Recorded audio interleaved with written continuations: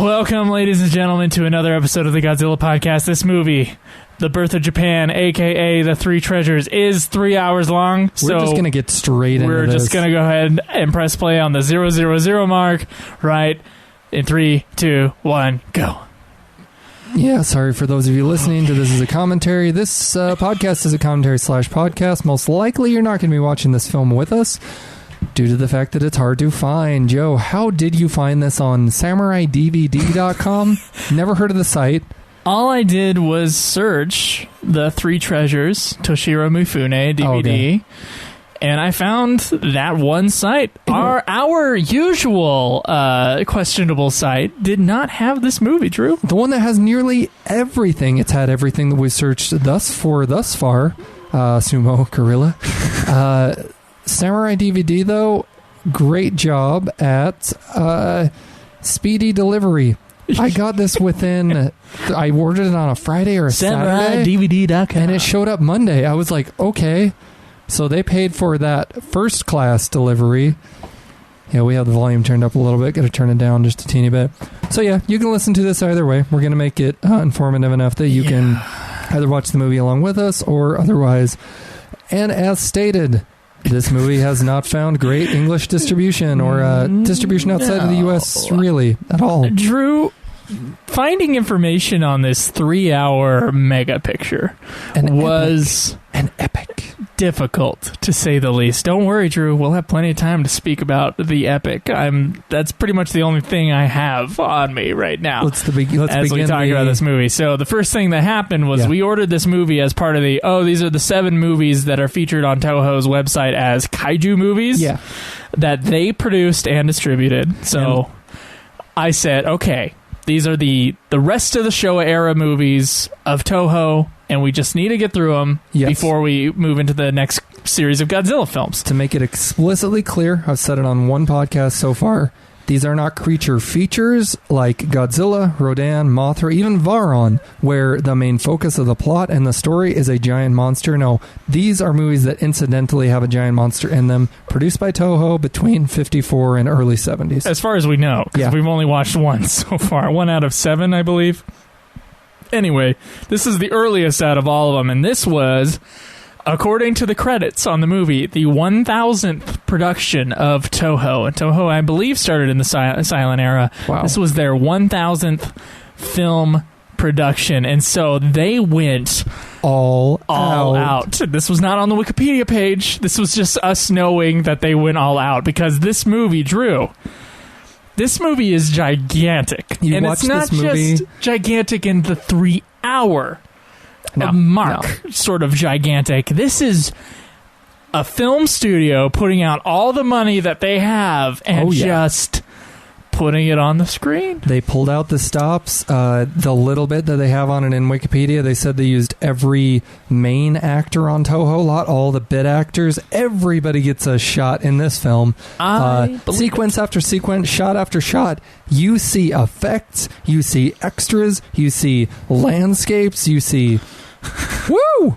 You see lots of things and lots of special effects, and unfortunately for our kaiju listeners, this only has one sequence in this 3-hour long movie. One single sequence that actually has a kaiju in it. And it's about, I want to say 20 minutes. What do you think? Like 15, 20 minutes sequence? Maybe 10 minutes of actual creature. There's a lot of build up to it. Yeah, I'm talking about the sequence in its entirety. Yeah, okay. Not the action sequence with the monster, but maybe the whole story building up to it. So that entire flashback sort of, let me tell you a tale of time gone by.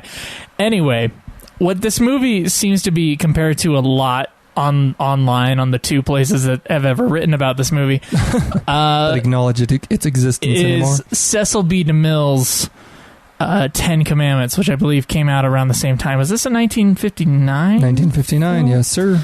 Okay, so what's similar about this movie and Cecil B. DeMille's 10 Commandments, which if you haven't seen and you're in the U.S., it shows on ABC TV every single Thanksgiving for like the last 50 years. Anyway, Never caught it. It's just a thing.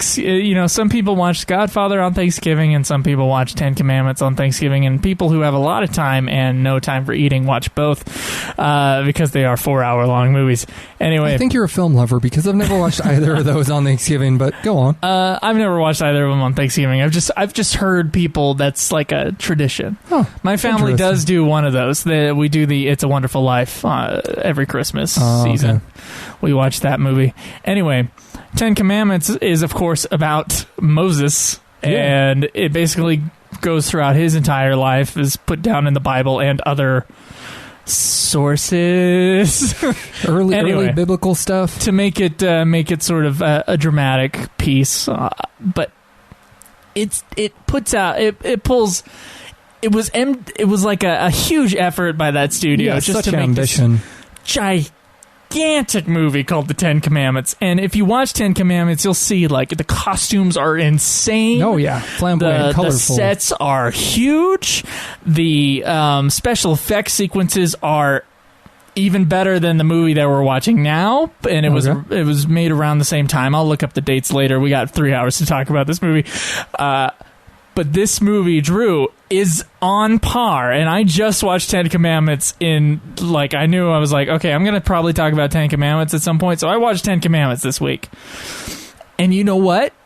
The sequences in this movie, although they're not as polished as the Hollywood movies at the same time, as with most Japanese special effects things, there's like the Hollywood counterpart. They're a little bit more polished, but they got more money and a bigger audience, so that's what happens. It's very close. In fact, I think it has more big special effects sequences than Ten Commandments does, which spends 2.5 hours of people just talking in their big sets. Yeah. But they're just kind of talking around. This movie was like Toho's trying to one-up Ten Commandments almost, and they pretty much succeeded. Actually, I think they pretty much succeeded. So we're starting here, Drew, in the beginning of mythological time. Yep, this is based off of. We're gonna get a lot of. Oh man, Joe, trying to look up this film. Man, Joe, I all of a sudden started reading up on Shinto. And the legends Shintoism, the legends of Kojiki and Nihon Shoki.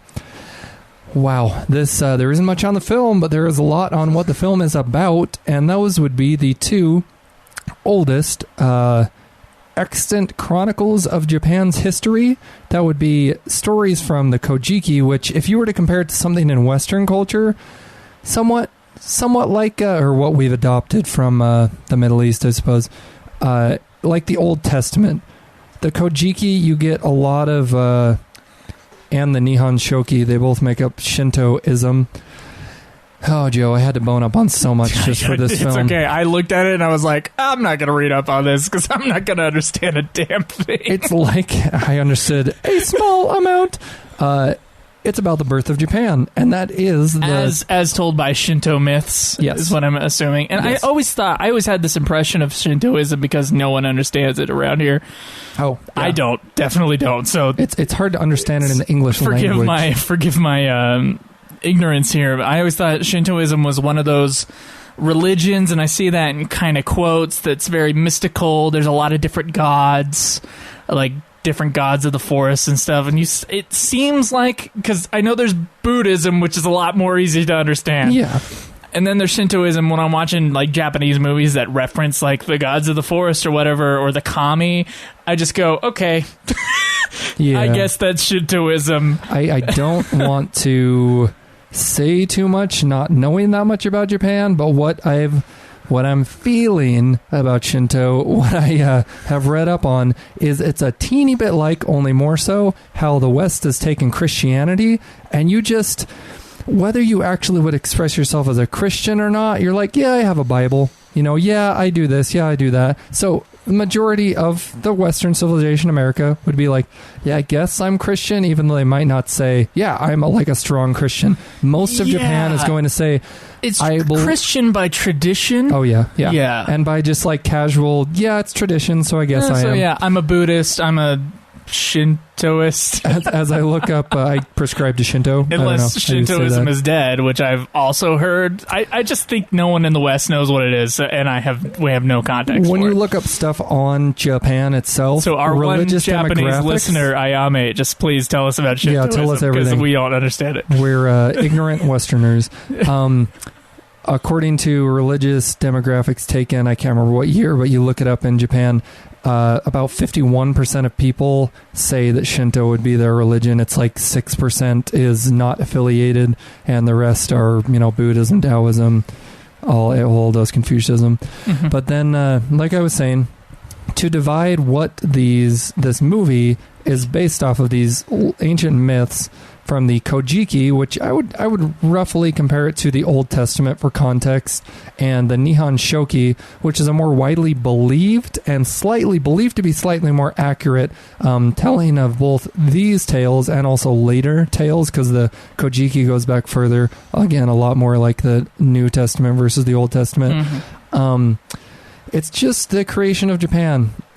Really, a lot of it is believed to have been altered or written specifically to establish Japan as it has always been an empire, it's always been strong, and it has these very clear-cut... I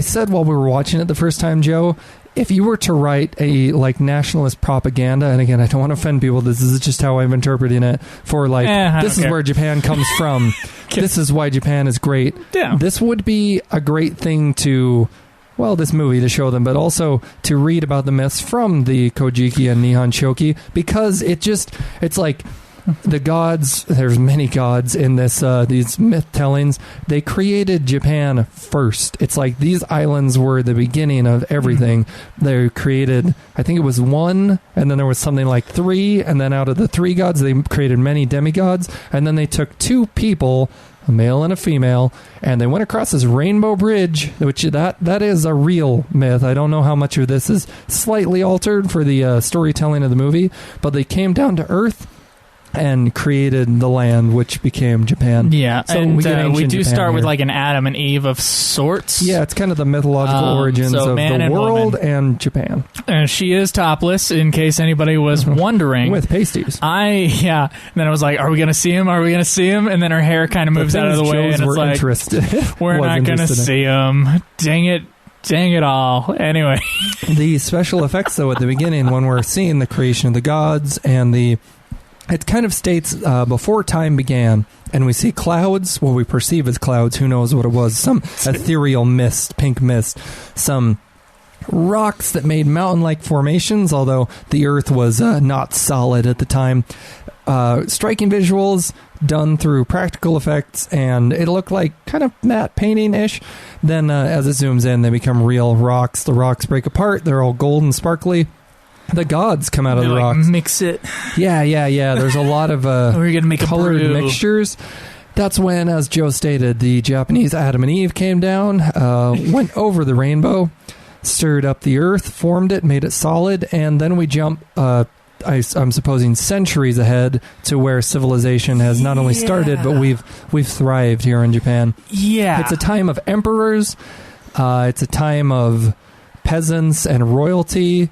It's a time of much loyalty. They wear really weird stuff. Yeah, all the males have the same hairstyle. It's all it's what I perceive typically like samurais. They have the knot in the back, or they have it shorn down they shave the top of their head and they only have the sides of their hair, and that's like traditional. Here, all the males' hair is very long. They're all really long hair, and they're in two tight little tassels along the front where their sideburns would be, and every male in this whole film has that haircut. So it must be like a religious mandate or something, because certainly in these times, these ancient Japanese times, religion, or at least honoring traditions, takes a much larger precedent than it would in modern day. Everyone's living in huts, really.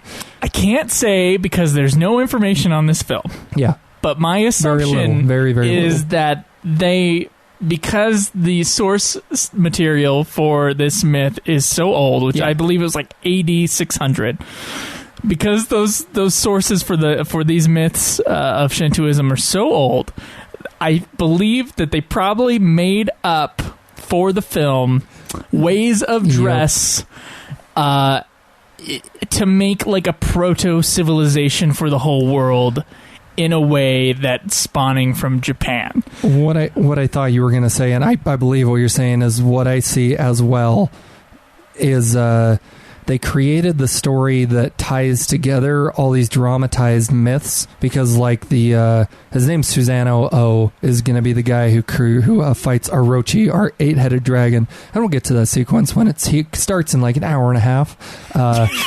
Yeah, we got a lot of time to spend on this film. You're going to have a great, fun, long podcast ahead of you. Dude. But they definitely have myths that they dramatize in the film, but the story that ties them together for us as audience members, I don't know how much of that is factual. I think they or stretch from it source quite material. A bit. Yes, I think they stretch the interconnecting story between all these dramatized myths, because it's kind of like after it's certainly a myth that was actually in the Kojiki Shino.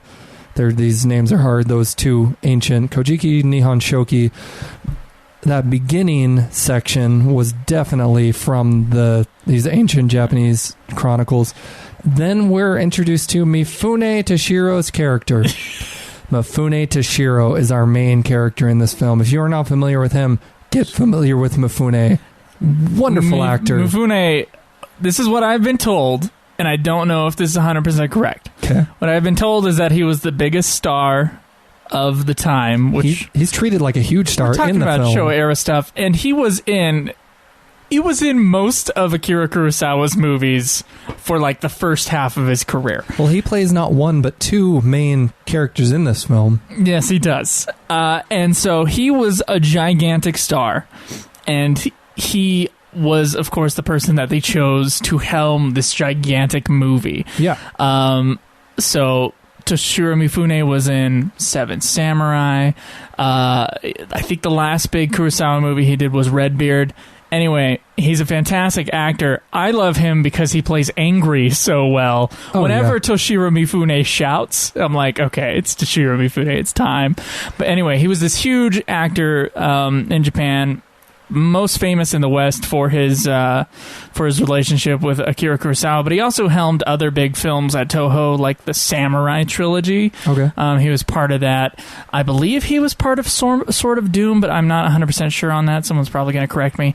But either way, huge star for this gigantic movie, and I love Mifune, and I'm glad we got to watch a Mifune movie in our run, because I didn't think we would. Was the Samurai trilogy, do you know the director? Is that Hiroshi Inagaki? I don't know the director. Okay, because is it that film, Samurai 1? Yeah. Okay, so that guy, the guy who did the Samurai trilogy, is the director for this film. Okay, I believe it. His biggest film was Samurai 1, Musashi Miyamoto, and still to this day, his biggest film. It went on to do the trilogy. That was just a few years prior to doing this film. Musashi Miyamoto was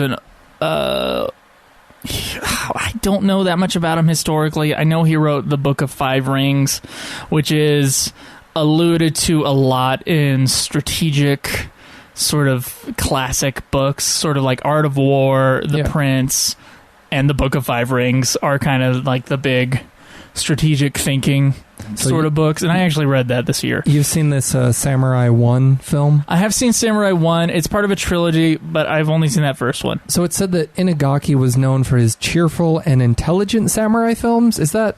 Would you describe Samurai 1 as that? It's definitely more lighthearted than... Okay, because that was the other stuff around that there. was surprising to me to read that he was known for cheerful and intelligent samurai films. I was like, when I think of an old samurai film, I'm thinking of something hard, like a like world weary samurai. You know, I'm not thinking cheerful and intelligent. So I found that interesting. Okay, that's so what he wrote. I'm going to try the to man get who a directed brief this film as well. Wrap around on this movie. Yes, so far. Okay, we start with the beginning of time, which, believe me, is exactly how the Ten Commandments starts. Okay. So I've already described that. What's past that? So we have the creation. And then basically we're going from creation myths of Japan, and we're parallel cutting back and forth every like 40 minutes to... Which to this film is like less than a third of it. I almost called him Musashi's character, but Mifune's character. And he is like he's a prince in a proto-civilization. He has some drama with his brother. Where everybody loves him. His brother was making love to the woman he hated, and then everybody assumed he killed him. He didn't really kill him, and then someone actually killed him. Yeah. And then this causes drama with his father. But anyway, Mifune's character, he goes and conquers the West first. It was either the West or the East, not sure. Yeah, he gets sent off by his father to do some quest. That's right. And then when everything seems fine, he goes to conquer the East after that.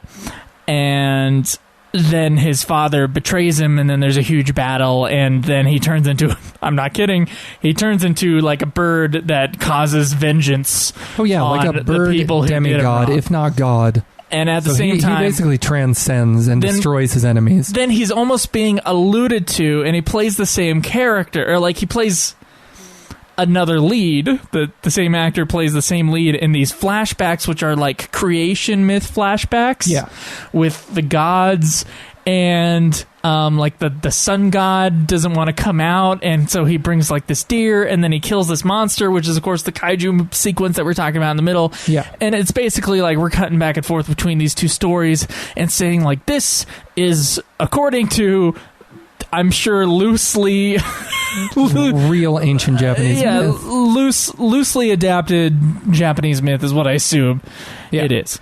So it's very similar to Ten Commandments. I watched Ten Commandments, like I said. It starts with the beginning of time. We don't have flashbacks to another hero, but the character of Moses, of course, takes his people, which are the Israelites, and takes them out of bondage, and then he creates this new land for them. This is something kind of similar. There's a lot of family drama as well, and there's a lot of betrayal, and it's just, this is Joseph Campbell-esque, very similar creation myth, hero myth sort of story thing going on. Personally, one of my favorite aspects of this film is how wide of a scope it has. I mean, we watch the creation of the world, starting with Japan, and then the intimate moments in this film. You get to see some really like stuff that it's not usually shown in film, but it adds so much to the depth of the characters. Where, all right, Mifune not only is loved by everybody, but he's loved by every lady. That's right. Even some ladies who are forbidden by the gods to ever have children, or same way in real life. Yeah, they have to be. Okay, what's this lady's name? His first love. I don't know. It's like Orobu Chakabanana. She has a huge syllable name. Oh, just said it, and I couldn't read it. It was too long. It's like Orobu Chabanana.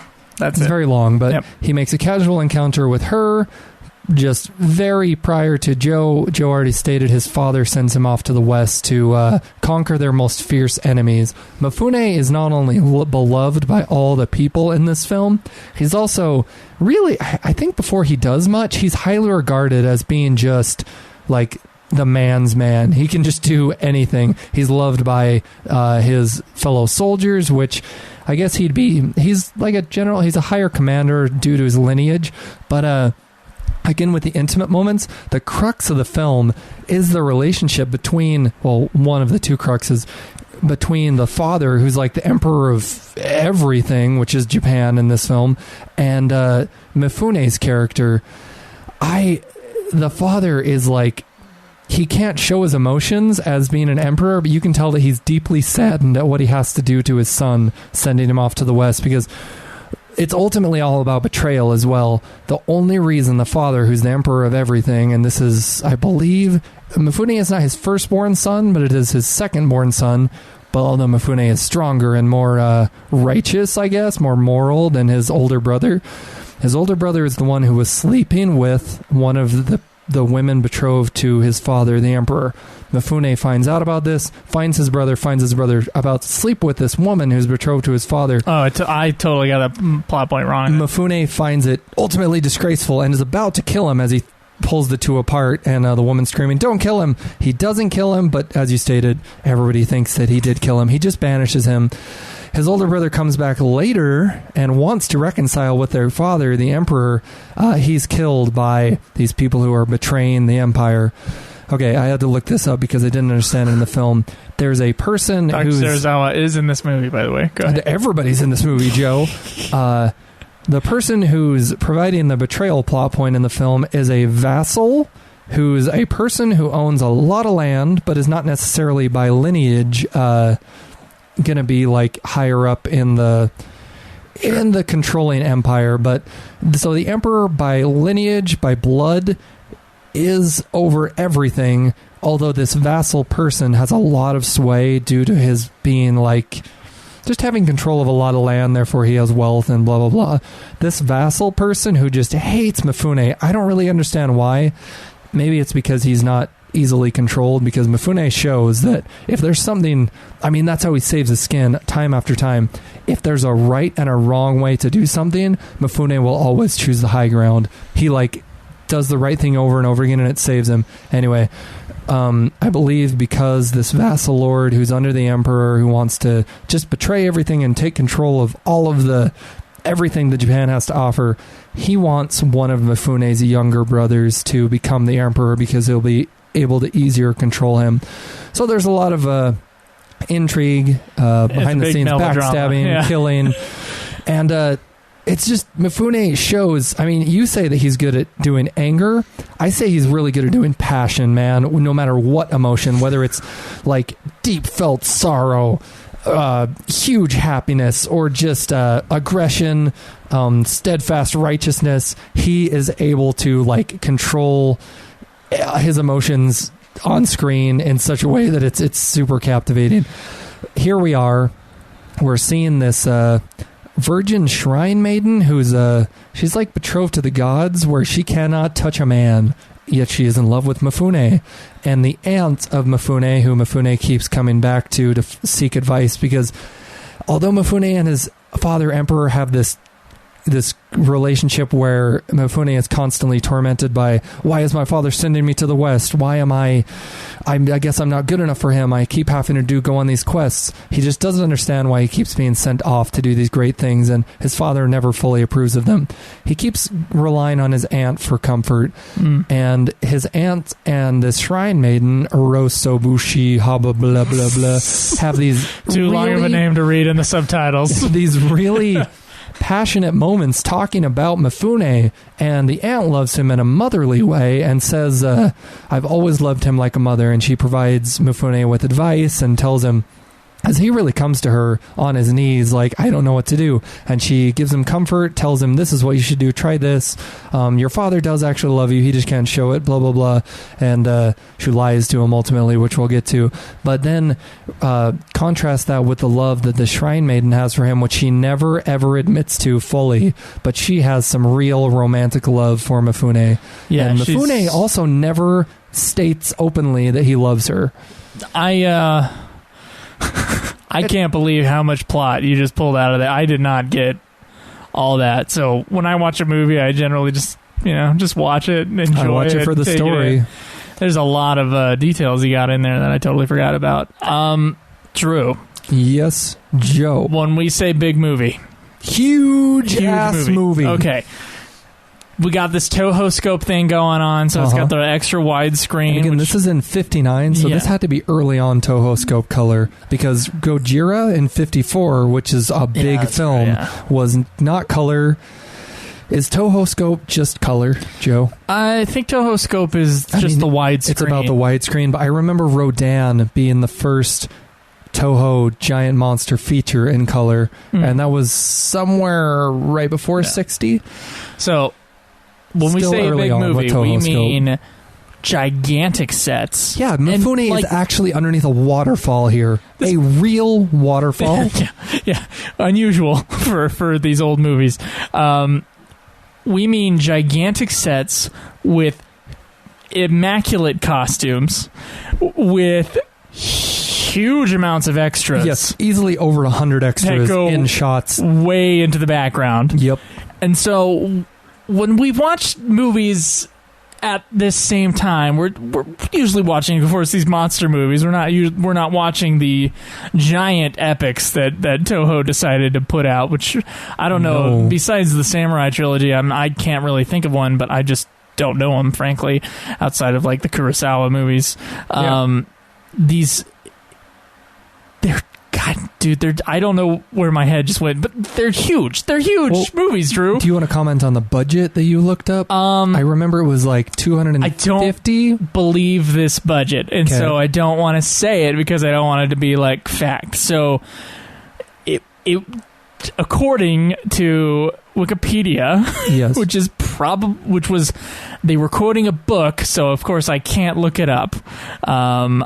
It was supposed to be like 200 times the budget of King Kong versus Godzilla. I don't believe that figure.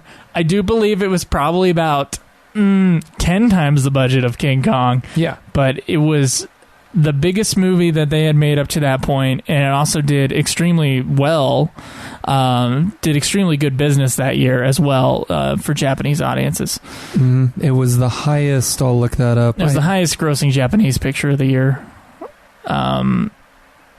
I think there might have been an English language or a foreign movie that did better in the box office, but second highest grossing domestic production of that year, and the highest grossing film that year. Yeah, you're right. Highest grossing film for Toho for that year. So there must have been another studio. Okay, there was another higher grossing domestic production that year. But of course, our sources are deep in the books, right? Yeah, of course. And what Wikipedia has to offer is not much. Not much. Ufukube does the score. Just quick comment there. So I have talked about this a little bit before, and you'll forgive me for going on a bit of a tangent here. We still have 2.5 hours. We do.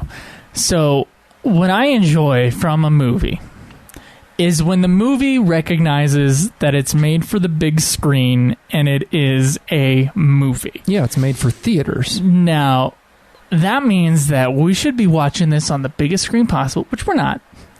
It's an okay screen, Drew. I'm not gonna. I'm not gonna whine on a 55 inch. That's which right, was a 55 okay. inch, and we were like 12 feet away from it, so it's all right. It was an okay experience. You got a good TV. Here's the deal. Yes, sir. These kind of movies, especially made in the 50s and 60s, were to make people stop watching this newfangled thing called television. Darn you, television. And it was to get them to go to the movie theater. Now, I don't know what extent it was in Japan, but obviously they're making these big movies that are also widescreen, so I'm sure it was some similar thing. So what you're talking about certainly was happening in the States. It certainly was happening in the States. So they made the screens really wide, and they made the scopes of the movie. That's where you get all these... They made them huge. That's where you get all these big Roman epics like Spartacus and Ben-Hur, and they're just massive movies. And we have massive movies from the 80s and 90s, and even from the 70s, like Patton is a huge movie. Yeah. But these were made to get people directly out of the TV and go to the movie theater, because they could not replicate this on the tiny little screens they had back then on the TV. They could not replicate the movie watching experience that they could bring through one of these movies. In fact, they still can't, because Blu-ray is not as good as 70mm. Even an HD Blu-ray is not as good as 70mm, and you will not have the communal experience that you would watching an IMAX movie as you would watching it at home. So it's still kind of that way, and they're still trying to do that. That's why you got the big 3D movies and whatever. Anyway, there's a different sense of direction that happens with television productions and with film productions. You'll forgive me, I'm repeating myself because I did this on another episode. Yeah. I think to a lesser extent, though. The real difference between, and I'm saying this because most people have watched these and they're in a similar sort of genre. There's a difference between Lord of the Rings and Game of Thrones. Yeah. And now they spend a crap load of money on Game of Thrones. Well, that, and have you heard yet? $10 million an episode, which is insane. This is just what's going to happen in the next seasons of Game of Thrones. Each episode is going to be the length of a movie. Okay. There are fewer episodes, but they're going to have basically every episode is a film. Go on. I promise you. Yeah. Just because they are the length of a movie does not mean they will look like a movie. They might still not translate over to being movie-esque. Some of it has to do with how wide the screen is, because now we watch movies and most of them are in a wider screen format. Yeah. Especially action or adventure movies where set pieces and what you're seeing visually are the thing. When you direct for television, or you set up shots for televisions or block actors or have special effects in television, you're dealing with a screen that is much smaller, that people need to be able to walk away from to do laundry and look away from in order to like get things done at home while also enjoying your entertainment. So it's wall-to-wall dialogue, which Game of Thrones mostly is. Game of Thrones is more cinematic than most shows, admittedly. But then compare that to, you know, Lord of the Rings. You actually have to watch Lord of the Rings in order to tell what's happening in the movie. A lot more is conveyed visually rather than through dialogue. Tons of things are conveyed visually, and just the fact that most of the stuff that happens, even in Lord of the Rings, even with Peter Jackson, who loves close-ups of faces, by the way. Yeah.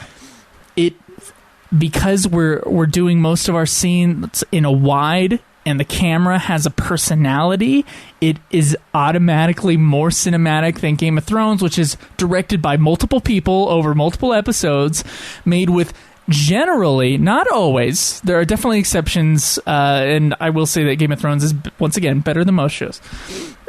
They're dealing with generic coverage for the most part, and they're mostly dealing with kind of medium close-ups for the most part, when they're dealing with coverage. Television. So it's television now. When you got an epic from the 60s and 50s, and this movie is no exception to this. This goes along with the exception of the fact that it's Japanese and it deals with a mythology that we don't know.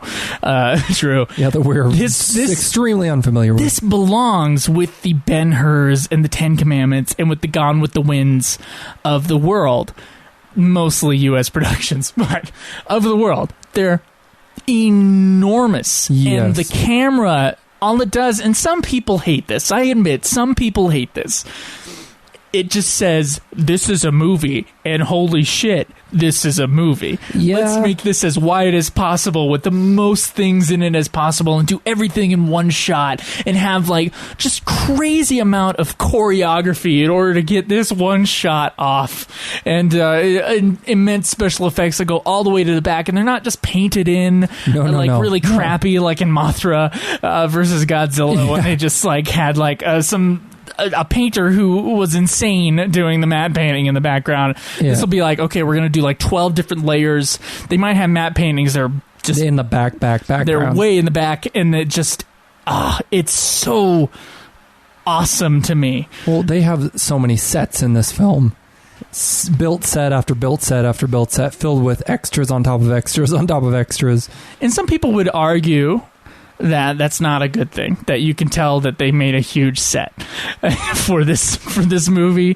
You get kind of the same things with Ben-Hur and with Ten Commandments, where you go, wow, that's a big crazy set for this like one little sequence here. But I seriously appreciate it. Yeah. So some people hate epic movies, Drew.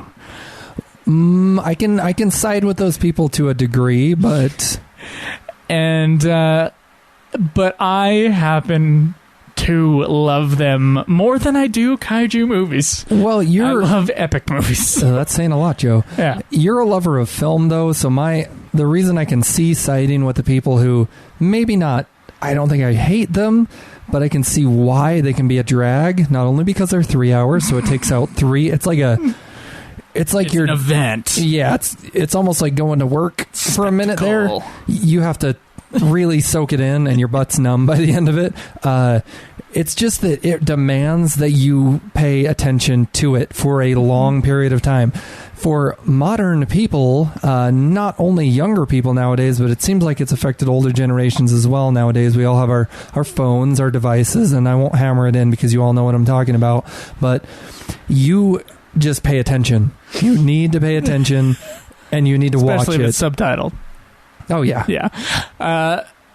Yeah, even more so, you're right. My definition of epic, True. Yeah, you definitely needed to get to and these. I pulled this from, there was a book in my old film class in high school called The Epic Book of Epics, and I thought I had read this. What a name. I had thought I had read this, but I'm not sure if I actually did, because sometimes my mind will just fill in things, and so who knows.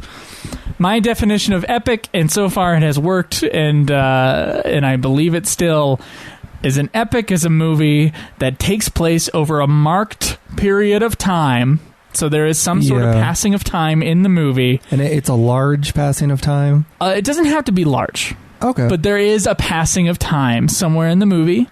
And the movie is over, total running time, over 2.5 hours long. Oh, I thought it was only 2. Okay, over 2.5. Yeah, 2.5 hours long. So... Now, that does include a lot of movies that some people wouldn't normally say is an epic. I would say one of those being Deer Hunter, which is, of course, 3 hours long. But I would argue that is, in fact, an epic. It's not the epic in the same style, but it is still an epic. But that basically covers all the movies that we think of as epics. So we need to throw out of our vocabulary for this podcast, and also if you're in describing epics, not only are they epic, but this is a genre, really. Yeah, it is a genre in and of itself, the epic is. Now, they're usually historical movies. Yes, they take place during a very distinct time period. Or mythical movies, but I would argue that The Godfather is also an epic. Okay. Which, it's just a broad movie. It just... When you have a 3-hour-long movie, first of all, you have to have a reason for it to be a 3-hour-long movie, and some people would argue some of these movies don't have a reason to be 3 hours long. When you have a 3-hour-long movie, you're dealing with huge melodrama, a large... Yes. You just got to have a reason why the studio is going to finance a 3-hour movie. There has to be a good reason. Yeah. And the reason usually is spectacle. So, of course. When we're talking about epics, most of the time we think of spectacle. And a lot of people, when they think of a movie like Avengers, which I shit on a lot, and I don't really mean to, but a lot of people say, wow, Avengers is epic. It's... They're using that in the adjective, not the noun form, because you can describe something as epic, but we're saying an epic as in a noun. Yeah. I would argue that although it is a big movie, Avengers. Yeah. When you finish watching Saving Private Ryan, or you finish watching this movie, Birth of Japan, at the end of the thing, you have had an experience. And you're like, wow, that was... Whatever the feeling is, it just is a fulfillment of a gigantic story that you just finished. Yes. And that's the feeling, I believe, is what should happen at the end of an epic. You just go, whew, okay. To argue a little bit in the camp of Avengers, the scope of those films and the film, really, they have like story arcs across multiple films. They achieve an epic in that it's all these films leading into something larger, but... As in an epic, like noun, this film, I don't know, I agree, because this is my first epic film. This is my first... It can't be your first. Movie that's an epic. Yeah, that I have become aware of, because I was extremely aware of it at the 3-hour mark. But also going along with your qualifier for it being an epic, that it takes place over 2 distinct time periods. It literally went from the birth... Aside from of Earth, and then went to the beginning of civilization in this mythos. Yeah, and a huge shift in the like power structure when spoil the ending here, as you've already said. Mifune descends into his demigod bird spirit form and just explodes a mountain, floods what appeared to be a lake, and just destroys his enemies. All right, it's that it can tackle the largest themes that encompass an entire nation and their morals, their values, what this nation, Japan, stands for, but then also zoom down to, when you're looking at it from that perspective, to what is arguably a microscopic level between 2 characters and their feelings for one another, and the relationship between a father and a son, and the romantic relationship between Mifune and that shrine maiden, virgin, and his aunt. It's like there is so much emotion conveyed by the individuals in this film, and they're bringing across messages that stand as like posters and as really like a calling card for what Japan stood for then and now, because as modern Japanese audiences are watching this, it's got to call them to arms for, yeah, this is my nation. Like, if I were in Japan and watching this, I would have to say I would be really pumped about my nation afterward, thinking, this is where I come from. The character that Mifune is portraying in this is what we stand for, and we are strong. It's funny you're talking about nationalism. So the person who, and I say person, but, you know, this production that invented the epic was D.W. Griffith's The Birth of a Nation, which is a complex subject in and of itself. Yeah. But really controversial. But Birth of a Nation, movies up until Birth of a Nation were sort of this kind of, with the exception of some artists that were really getting into it, including D.W. Griffith himself, Birth of a Nation was the thing that made it clear that movies could shift culture and society, and movies could be huge business. So in 1918, Birth of a Nation came out, and it was not eclipsed until I believe either Gone with the Wind or Sound of Music kind of took over its box office fame. Yeah. Birth of a Nation was so huge. It ran for forever, first of all. Second of all, it caused, because the movie is very racist, and of course you have one to of the say only that things when I you're talking know about the Birth of a Nation. It was extremely racist, and it was in favor of the KKK. Oh, yeah. The KKK, which apparently was almost dead at that point, was suddenly, because of the likely due to that film's success, became reinvigorated, became terrible. huge.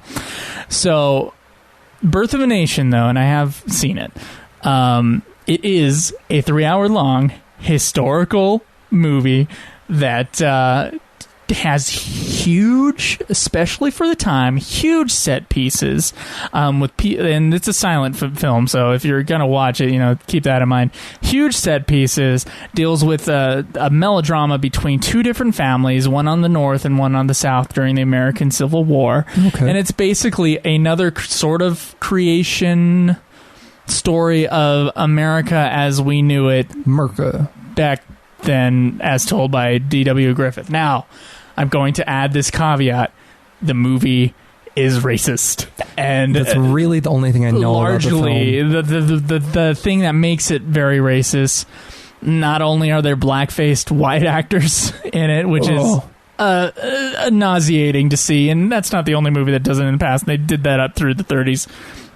If you watch some older movies, there'll be some uncomfortableness, but also the slaves, when they become freed, many of them turn animalistic, including a sequence where one tries to rape one of the girls from the family, and then too bad. I believe she's saved at the last minute.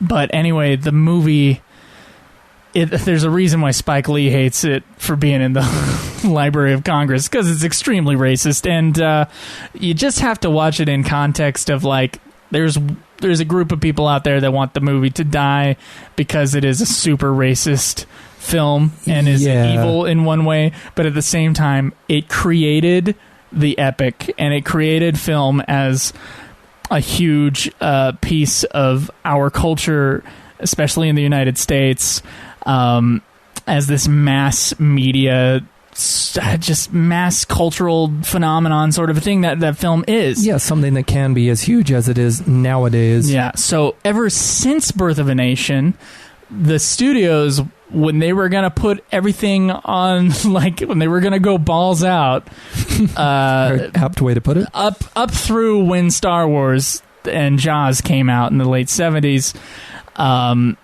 they would put out their epic. So you would get movies like, eventually you would get Gone with the Wind and Sound of Music, and then you would get Ten Commandments, Ben-Hur, and I'm missing movies in there. Cleopatra, which is another one that's even bigger. You would get those type of movies, and they would be the movies that the studios would place all their bets on. So now we call those type of movies tentpole movies, where the studio puts out 2 pictures a year that they know are just going to be the huge movies. But the movies that people go see now aren't always the epics. But anyway, it's a huge, important genre that I love, that I wish was appreciated a little bit more. But I can't. I didn't know you hadn't seen any epics. I was like, Drew, haven't you seen this movie? Haven't you seen this movie? And he's like, nope. There's a reason whoa. When we watched this the first time, when the intermission hit, I was like, hey, Joe, let's go do something else. Let's take a break. It took us maybe 4 or 5 hours to watch the film because we took a break. And then we came back and finished it past midnight because, our surprise, when we had no idea that this was 3 hours long, and we pause it right at the beginning. I can't even remember why, before the film really started. And I'm looking at the time code like, Joe, is that right? Is that right?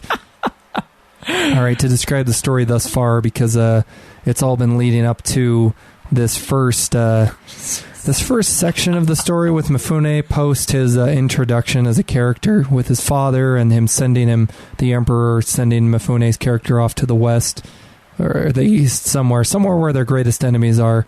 Are you going to look up that actor, Joe? The actor who you just barely identified? Okay. Mifune, it's these 2 great enemies of the east, and they are brothers. And they're huge. They're the largest enemies to the empires. The empire that Mifune's father is over. So I guess he's not over all of Japan, but a large portion of it, if not the largest part. Mifune is sent because they know that he is a great warrior. Again, I don't know that he's really proved himself to be that, but everyone believes him to be. Perhaps he has, and it's just not been shown on screen thus far, but everybody loves him. He infiltrates the party just before the battle between Mifune and these 2 warring brothers against Mifune's empire. He infiltrates their huge party because they just know they're going to win. Mifune was not sent with very many men, again with the conspiracy of Mifune being killed so that his younger brothers can become the heir to the empire, which the vassal lord wishes for. Mifune infiltrates the camp dressed as a woman, kills the older brother of the 2, stabs him point blank. Eyes. Yeah, he has a veil on and his hair done down so he looks woman-like. And as he does this in front of the huge party of people in like the main tent of this camp where the party's going on, the brother of the older brother, these 2 brothers that run the empire, challenges him to a sword battle. This goes on for a little while, and it is very tension-filled. It's a great little battle here. It's got to take place over the course of several minutes. It's like a lot of back and forth. Very much like Mifune finally gets chopped in the arm, but then he ultimately triumphs over the brother. And then the huge twist, which I found just great. In the brother's dying moments, he said he knew that his older brother was doing wrong, that he was being cruel and was just slaughtering people in order to take over more land, just bloodthirsty. This brother said, if you hadn't come, Mifune, and killed my brother, which Mifune just accomplished in secret, but then in front of everybody, he said, the younger brother said, I would have killed my own older brother. So Mifune, being the moral man that he is sympathizing with this brother who he is just mortally wounded, and in his dying breath reveals his true nature, said, I would have killed my brother, and we would have... I guess went back and was, just taken over a small part of the empire, resumed control of that, and not tried to take over other lands. So Mifune then honors him by saying, basically, I wish you would live, but he says it wouldn't be honorable, so the brother who is mortally wounded kills himself. And this is where Mifune gains his name of Yamato Dakeru, something like that. And it's just a symbol of his prowess as a conqueror.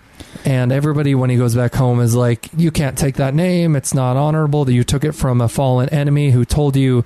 He kind of foresees his future and says, you're going to be a great man. This is like just the beginning of this film. So for the rest of the film, he is destined to be a great man, especially with his huge name that he's been given by the people who he first conquers. And yeah, Joe, that's about where we're at in the story here. Okay, the actor's name is Takashi Shimura. Yep. Which we talked about like 6 million times He's on the show. the older brother. So barely recognizable.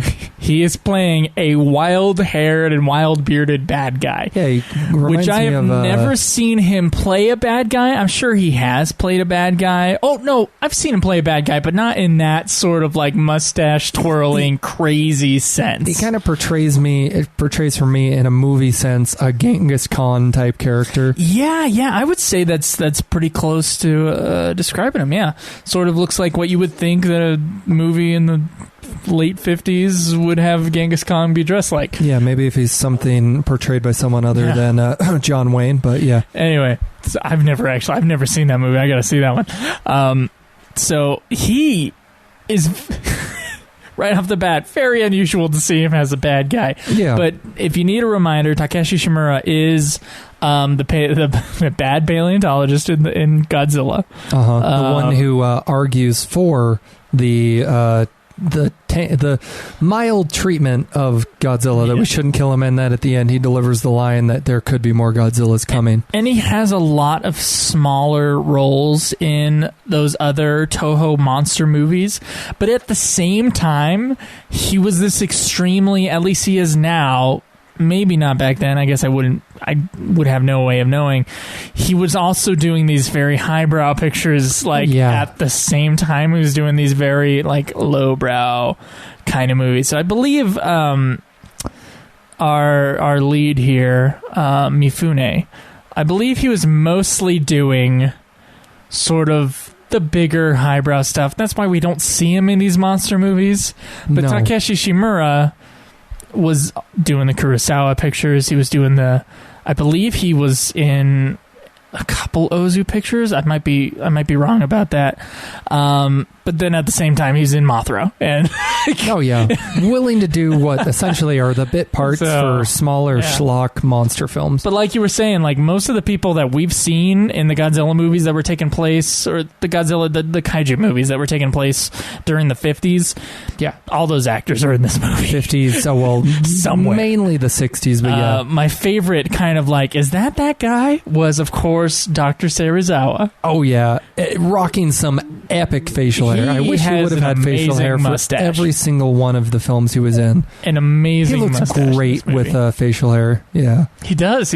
I do wonder. I'm going to gush over the man. I do wonder if it's his real facial hair. Anyway, he's on screen right now, believe it or not. Yeah, he seems to be one of, if not the right-hand man for Mifune's character. He's kind of I don't know which one's the good one, if either one is good or not, but the yin to the yang of this comedic bad character who continually comes up to Mifune and tempts him.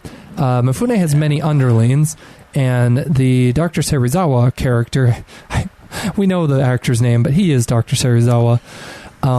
He seems to represent the good half, the good tendencies of Mifune, and Mifune is good, but he's constantly tempted by this bad comedic character who's an older man, bald on the top of his head, played, again, I'll say again and again for comedy, but he's like, here, we just conquered these people, I've taken some of their women, and here, I'm presenting you with their women. Mifune goes, get out of my presence, and near the end of the movie, as he continues to try to tempt Mifune, he just kicks him around.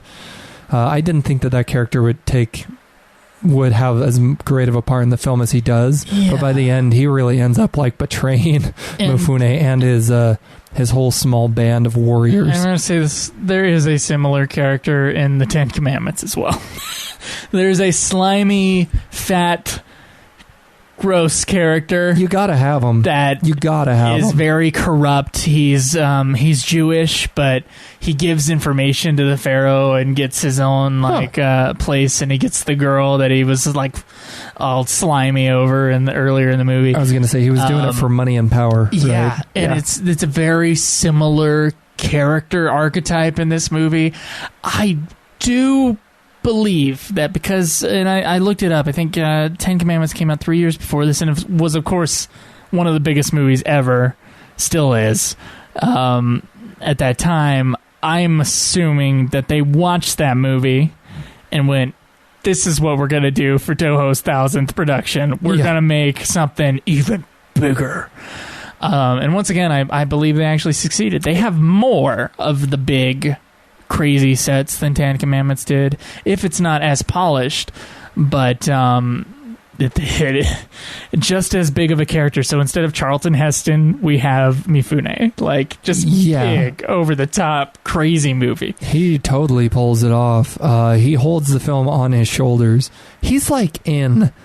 I mean, because like I said, he plays two parts. When we get the... you said it cuts to these myths, but really that takes up maybe a quarter to a third of the film is the storyline with these myths.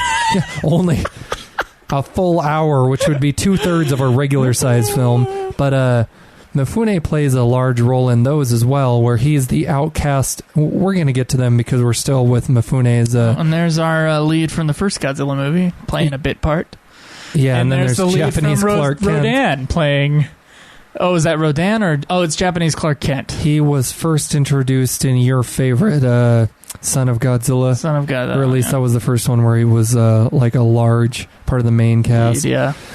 But yeah, like as stated right up top, they really took their whole swath of actors, Toho, and they have a part for every single one of them in this film.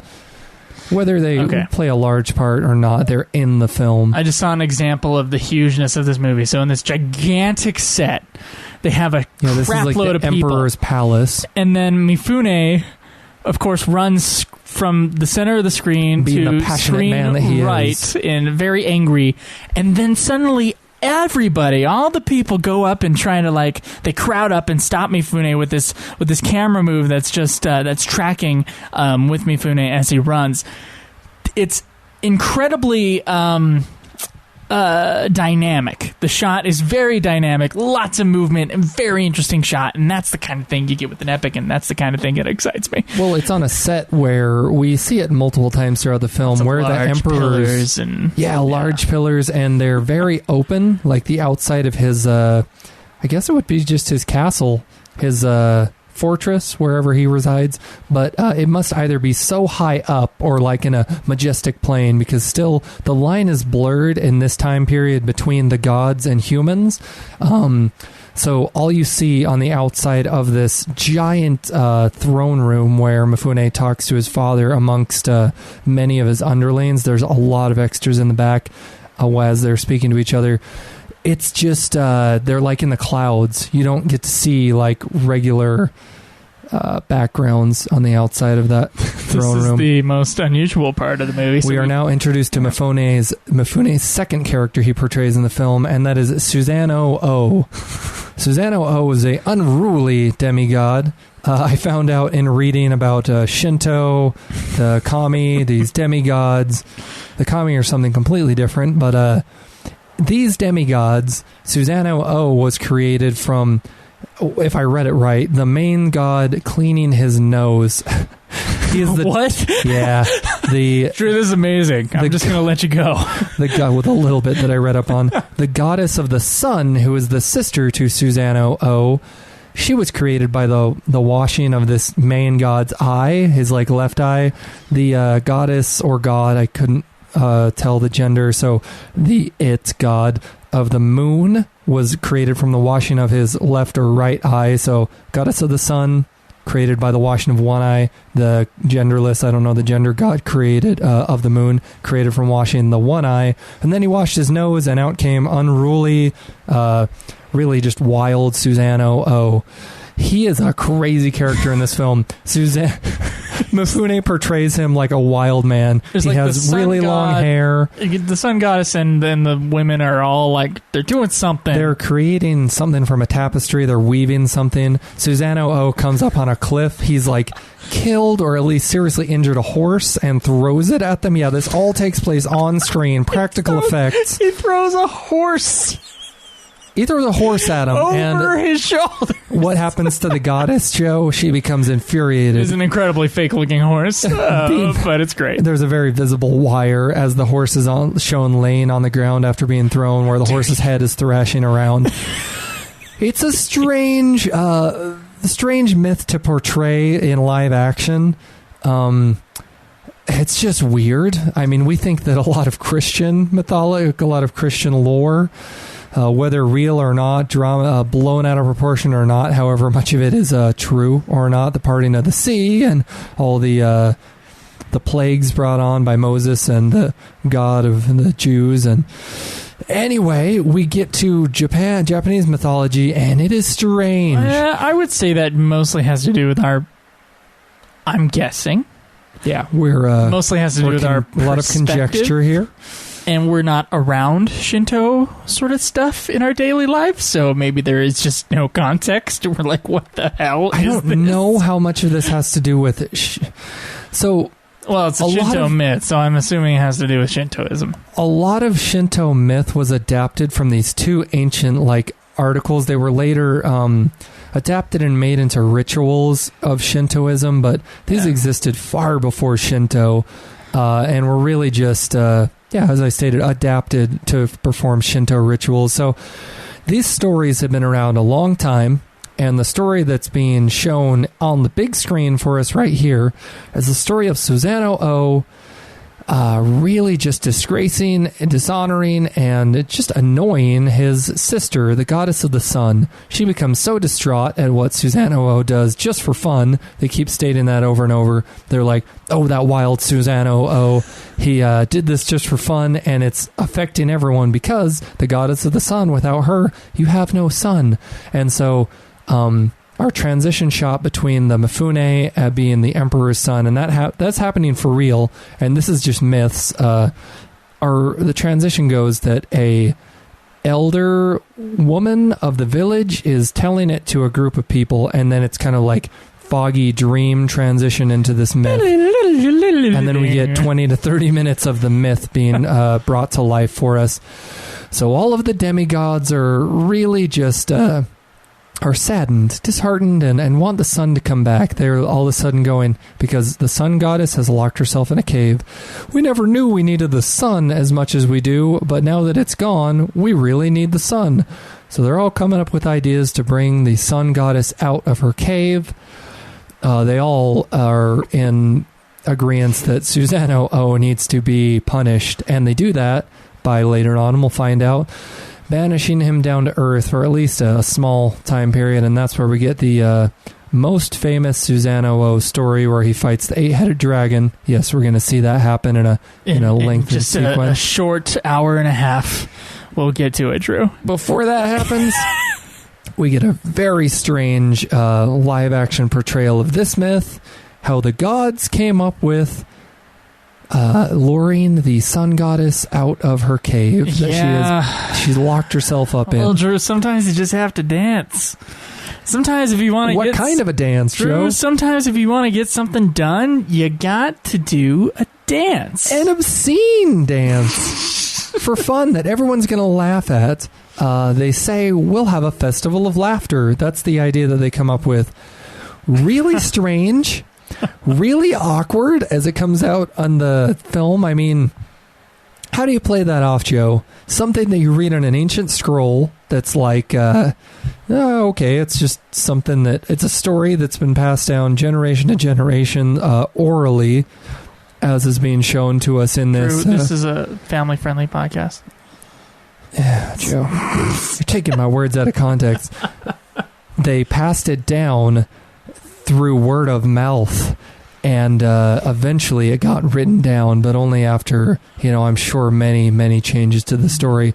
Tweaked here and there, I'm sure, because you got to make it captivating, right, Joe? Yeah, certainly. You got to fill in some stuff, or you just make it really weird for us to watch and you actually go through with it. I have no idea. I really think that they would have just adapted it for the screen, but I think that a lot of these...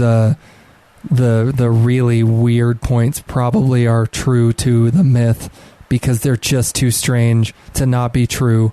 Like they're so weird they have to be true. So one of my favorite books that I read in the last couple of years was Power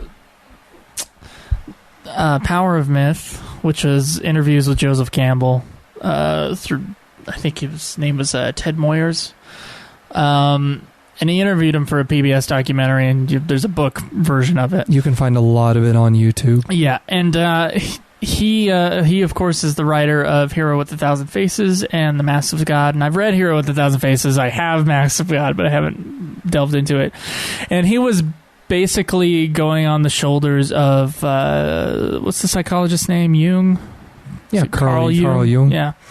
And who believed that there was an archetypal sort of story going on in all of human consciousness. And Joseph Campbell, who during the Depression just sat at a ranch and just read for like 16 hours a day, just read stories from all over the world. Yeah. He came up with this theory that stories of the ancient cultural myths from ancient civilizations from around the world. And so he, through his books that you can read, he draws a bunch of parallels from like different societies from all over the place, different mythologies from all over the place, and shows that they all have, or at least different groups of them have, things that bring them together. The most popular thing is, of course, the hero's journey mythos that George Lucas used for Star Wars, and so that made Joseph Campbell even more famous. All of a sudden Star Wars is popular, and everybody's like, where did this come from? There were things like that I found fascinating, and I can't really bring it up 100% on the show because obviously I'm going to get something wrong here, but he would talk about how the type of god that was worshipped with a different culture often had to do with the landscape that culture was in. So whether or not they're from like a foresty area or a desert area. So there was foresty area or open land area, or like if they're an island culture, they would have different types of gods. So there were, and I can't remember the distinction. I believe like open plains culture, they were often, the god was from the sky, and there was usually one god. But if it was a forest or jungle culture, there were multiple gods, and they were almost sort of like the demigod things that we think about in like Greek or Roman mythology. Yeah. Where they're almost humans, but they're not. They're immortal and crazy. To tie it in with the movie that we're seeing a lot of here, because there's a mishmash of like demigods and humans that we see in these myths. Mm-hmm. There's not a really huge distinction between humans and demigods. So when I see this thing, I'm like, okay, so let's say the Western version of that, and obviously Christianity has permeated Western culture to the root. You have the single god, and it's from God. It's from the Middle East, where it's like one big open sky, and that's the singular god, and the god of the sky, the one who brings rain and life and all that other stuff. Yeah. So we worship the one single god. In a forest-based society, which I'm assuming that these stories come from because of Joseph Campbell saying that, so who knows? They're dealing with like multiple gods, like the sun god, and all the people who put out the Adam and Eve, and I say that in quotes at the beginning of this movie, and they're doing these weird rituals to get the sun god out of her cave, and it's a lot more of a human sort of god. But there's obviously like a bunch of different mythological things going on. Where this appears to take place is in like a plane above Earth. I'm not quite sure if it's like the heavens, but it's taking place in an area above Earth in a separate realm. Yeah, go on. Anyway, I just found that kind of interesting. Every time I watch something like this, I always think back to Joseph Campbell talking about, different types of gods and different type of places and different types of creation myth based upon where the culture kind of resided and its, own natural habitat sort of a thing. So I always found that stuff fascinating. If you find that fascinating, of course, look them up. Yeah. Oh, this is the zany. Oh, the camera work starts going bonkers, completely bananas. We're just still in the dance sequence, believe it or not. So a lot of cutting, a lot of crazy angles, a lot of flipping to negatives. We started nice and slow. We started with just like a regular dance sequence that's usually, I don't know, an epic that's not I don't know a Roman epic that does not have a dance sequence in it. So this is pretty like close to that. As the dance starts to swell and become more elaborate and more obscene, and everybody laughs more. it's just start. The cuts go crazy, and it's like a Scorsese movie for a second. And then it's like, oh, the goddess is like, oh, maybe I should. What is this? Yeah, it reaches nearly its pitch when the sun goddess is like, why is everyone laughing? She cracks open her cave from which she has banished herself, and the gods, all these gods and demigods, have smartly taken the strongest god of them all and placed him hidden just to the side of the entrance of the cave. So once it gets cracked open, he fully opens the cave. Uses his strength.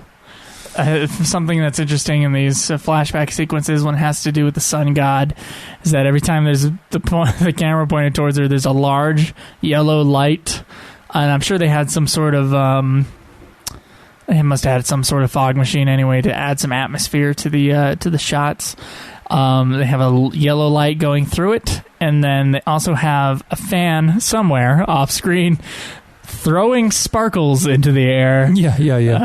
So that we can see that it is somewhat magical. In order to bring across to the audience that she really is the sun goddess. When she's locked herself in the cave, the entirety of the cave is like gold. Appearing to be very, very well lit. But is this... She also has a very elaborate headdress that's like sun-like, and her dress is all white with lots of gold jewelry hanging off of it. Really, She's more really like the cool goddess costumes. of gold than the sun. Yeah.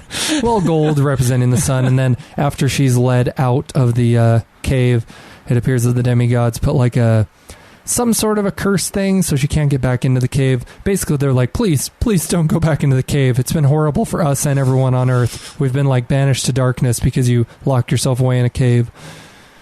Yeah, again with the weirdness between... So one of my favorite things about the study of like... When you're deep in Christianity, it's so easy to not realize that outside of Christianity...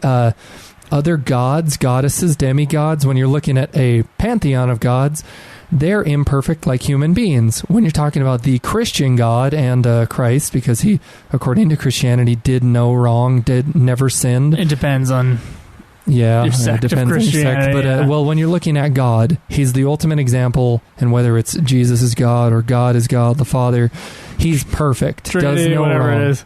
Does no wrong. Nobody knows. Demigods and among pantheons of gods, they have many weaknesses, frailties. They are more human. They're humanized. They have characteristics. They have their flaws, and it makes them very interesting for us storytelling wise. Because the sun goddess just acts very strange when she's brought out of the cave. She's shot.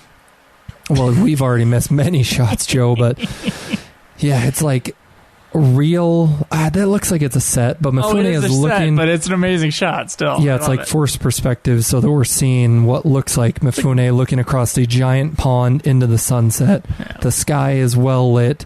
The sun has got to be just like a. It's got to be like a light. In the wall. Yeah. But it looks like the real sun lighting up the sky. It's kind of like a pink dusk sunset. Yeah.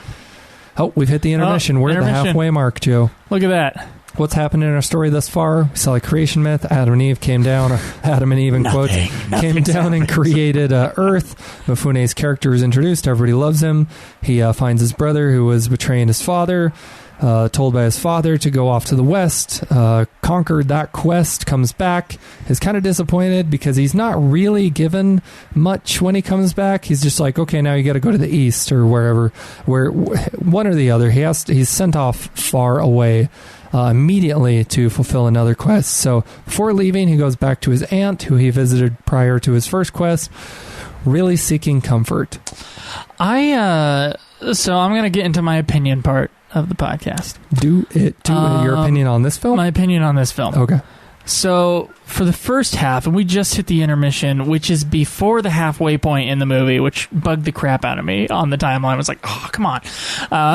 Because usually intermissions are a little bit to the right of the halfway mark. Yeah. They'll be just after the big midpoint sequence. This is a Japanese intermission. Is cut in half. And he conquers the east really, or the west really easily. I'm not sure which one he is first, but the first one really easily. Yeah. And then the second half of the movie is him trying to conquer the other half and then getting betrayed by his father.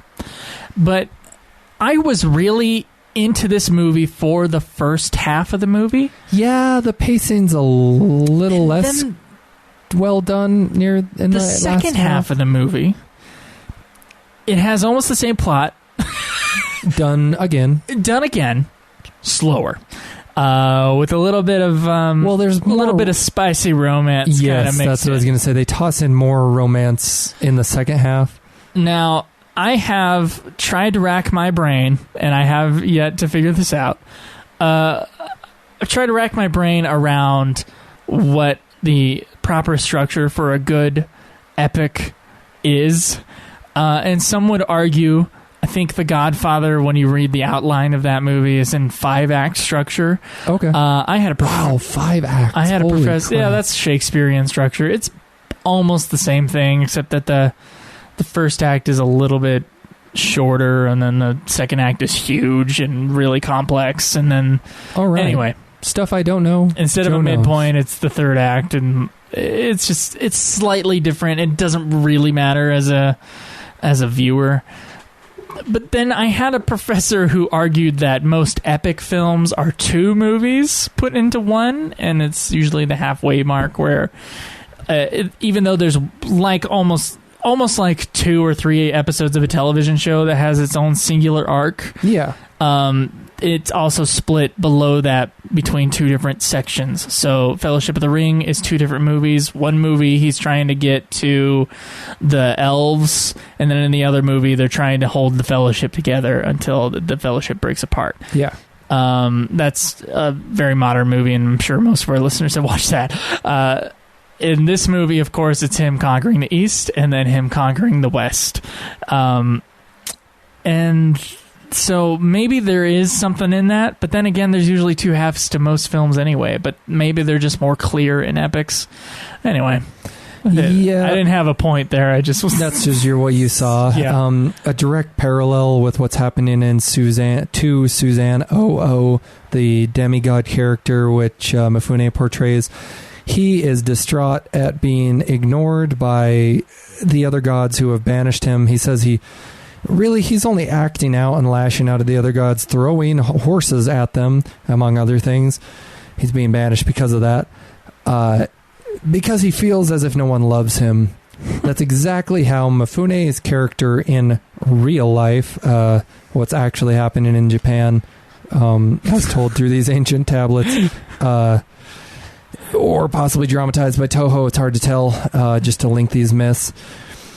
As the Emperor's son, he's now Yamato Takeru, or Takero, I can't remember, because he conquered his first realm, or at least, yeah, I think they took that land they've conquered it, and now it's part of his father's empire.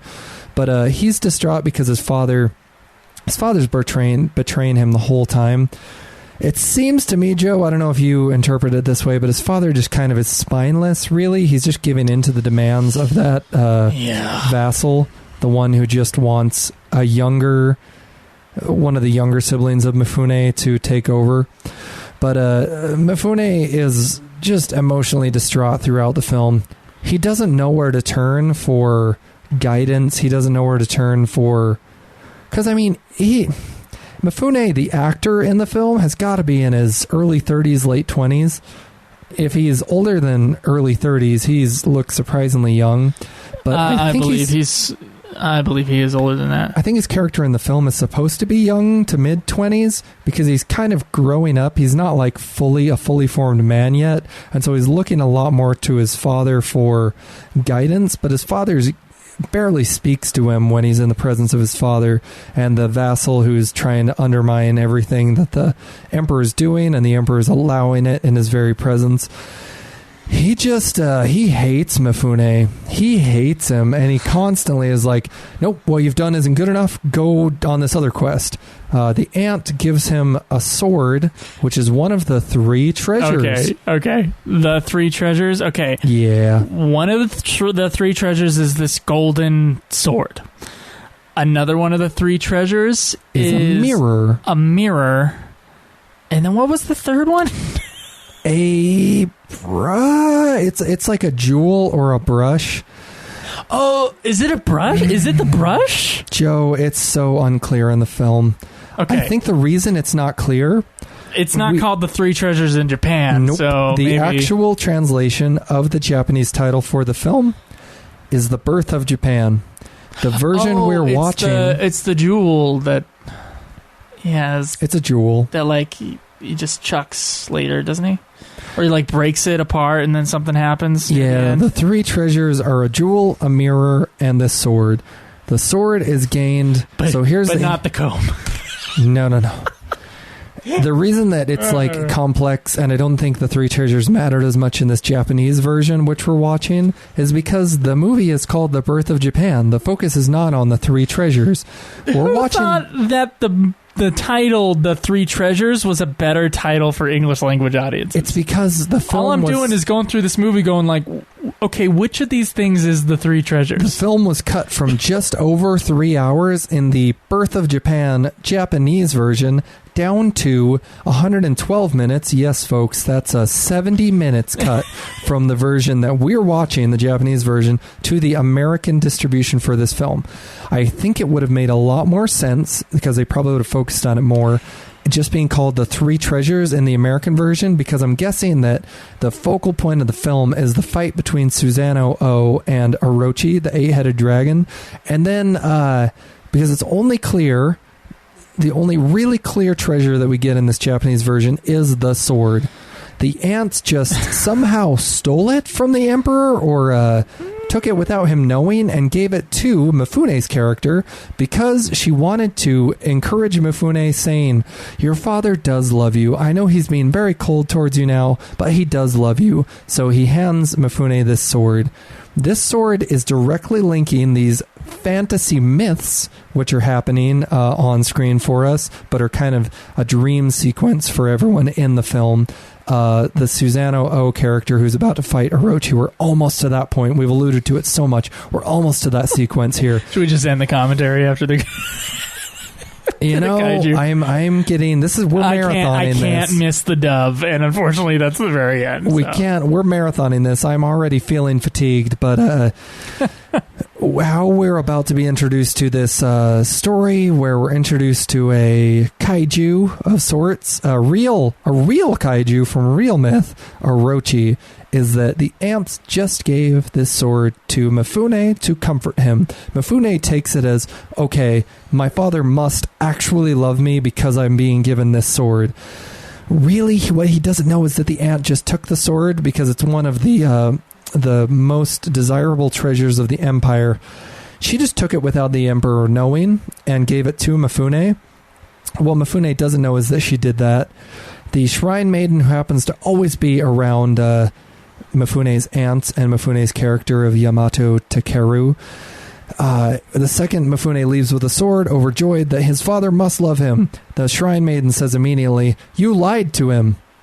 And she did, because the father didn't present that to Mifune. The aunt lied and took it from the emperor, saying that that Mifune is loved by his father.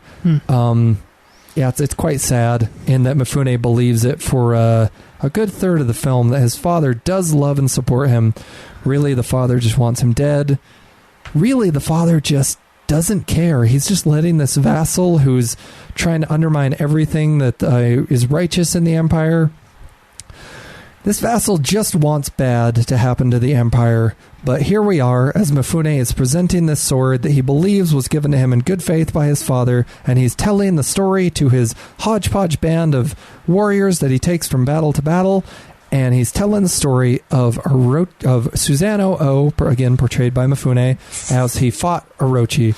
Joe, it's weird, isn't it? Okay. Susanoo is banished by the gods and finds some chopsticks floating down a river. So Susanoo finds the chopsticks, says, at the head of this river there must be some people. Yep. He goes to find the people and take it from here. There's some people, and there's a girl who is going to be sacrificed to this god, and then he's decided he's going to kill this thing, the creature. Yeah. As it comes for her. This girl is the seventh of eight daughters. He turns her into a comb? Yeah. and puts the comb in his hair. It falls out multiple times To protect her. I'm like, does he know if his magic will protect her as a comb? Like, what if one of the like comb pieces falls off? Does she like when she turns back into a human, she's gonna be missing an arm? To put this this myth under a microscope, yeah, a comb is a fragile object, especially when you place it in your hair. It seems to be a comb made of wood, but anyway, somehow Susanoo says that's going to protect her more than if she was in her human form. In any case, it's going to conceal her from Orochi. Orochi has come... It had to have been 7 years in a row at this point, and in each, like at the peak of some season, he comes and this father and mother are forced to sacrifice one of their 8 daughters. This is their final daughter, and they're so distraught because Orochi is about to come, and they have to sacrifice their 8th daughter to him. Susanoo willingly says, I will fight Orochi. I will kill Orochi. Yeah, he comes up with a plan. That plan includes what Joe just detailed, turning the girl into a comb, which we watched this with my buddy Anthony, and all 3 of us were just puzzled. What? Okay. We immediately were like, okay, this has to have been taken from an actual myth because this is just too strange. The truth is stranger than fiction. Okay, what's even stranger is this book that's in front of me that we have to talk about in a second. But and I just looked down at the table, and I'm sorry, my fake ADD got distracted. I don't actually have ADD, but Jesus, what is that? Everybody has it to a certain degree. Okay, my favorite movie is Crouching Tiger, Hidden Dragon. Yes, there's a 45-minute sequence in that movie that has to do with a comb, and then it gets then it comes up later. What I'm wondering is in East Asian culture, is the comb like really important?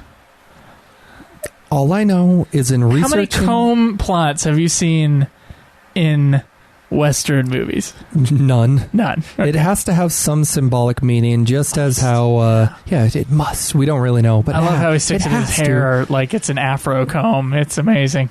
Yeah, Mifune does that all in one shot, where after she's turned the young girl into a comb, the shot lingers on him as his character. He just looks happy. Susanoo, for the most part, has wild emotions to one end of the spectrum or the other, and he looks very happy in that shot.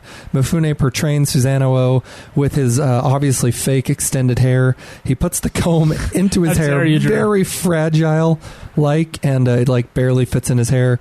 Pretty much immediately falls out, and he's like, oops, showing us as audience members, maybe she's not so safe in that hair. She might be. He's like, ooh, are you okay? A comb shouldn't I'm okay. Yeah. It hurt really bad, but his plan to kill the dragon is to get the dragon drunk on sake. He knows that the dragon 8 times distilled sake. The multi-headed dragon cannot help itself when it smells that sweet sake. This is like 80, 60 proof. Have you ever had sake? No, but it is. Woo! It's harsh, yeah, and this is the harshest of harsh sake, apparently. No, I do not drink, Joe, but if I did, I've heard that sake can be a biting alcohol. It is very... It's up there. It's potent. It's potent. And I don't understand. Like, every time I watch these old Japanese movies, I'm like, I don't know. I don't get it.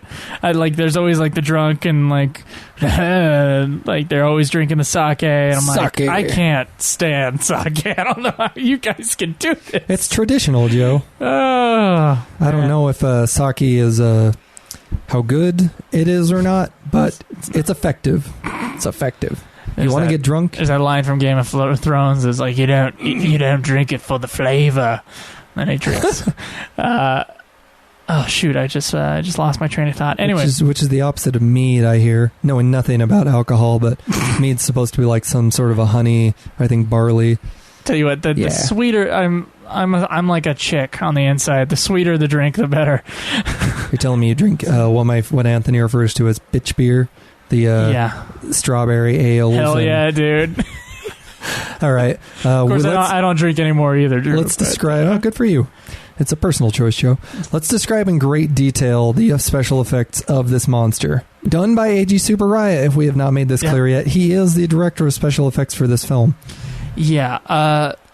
We saw a reverse shot of Hiroshi coming out of this a lake. It's reversed because the water's lifting up into the sky, This but it had sequence to have is been done dropped down. using a lot of stuff. Yeah, The first many different being techniques. that there's like a cloud effect going on in the sky, which I'm sure is just sliced on there with a separate piece of film going like backwards. There's a lot of backwards effects in this sequence, actually. To follow the myth, Orochi is a dragon which is said to be large enough to fill 8 valleys, like 8 mountain ranges. So he's huge.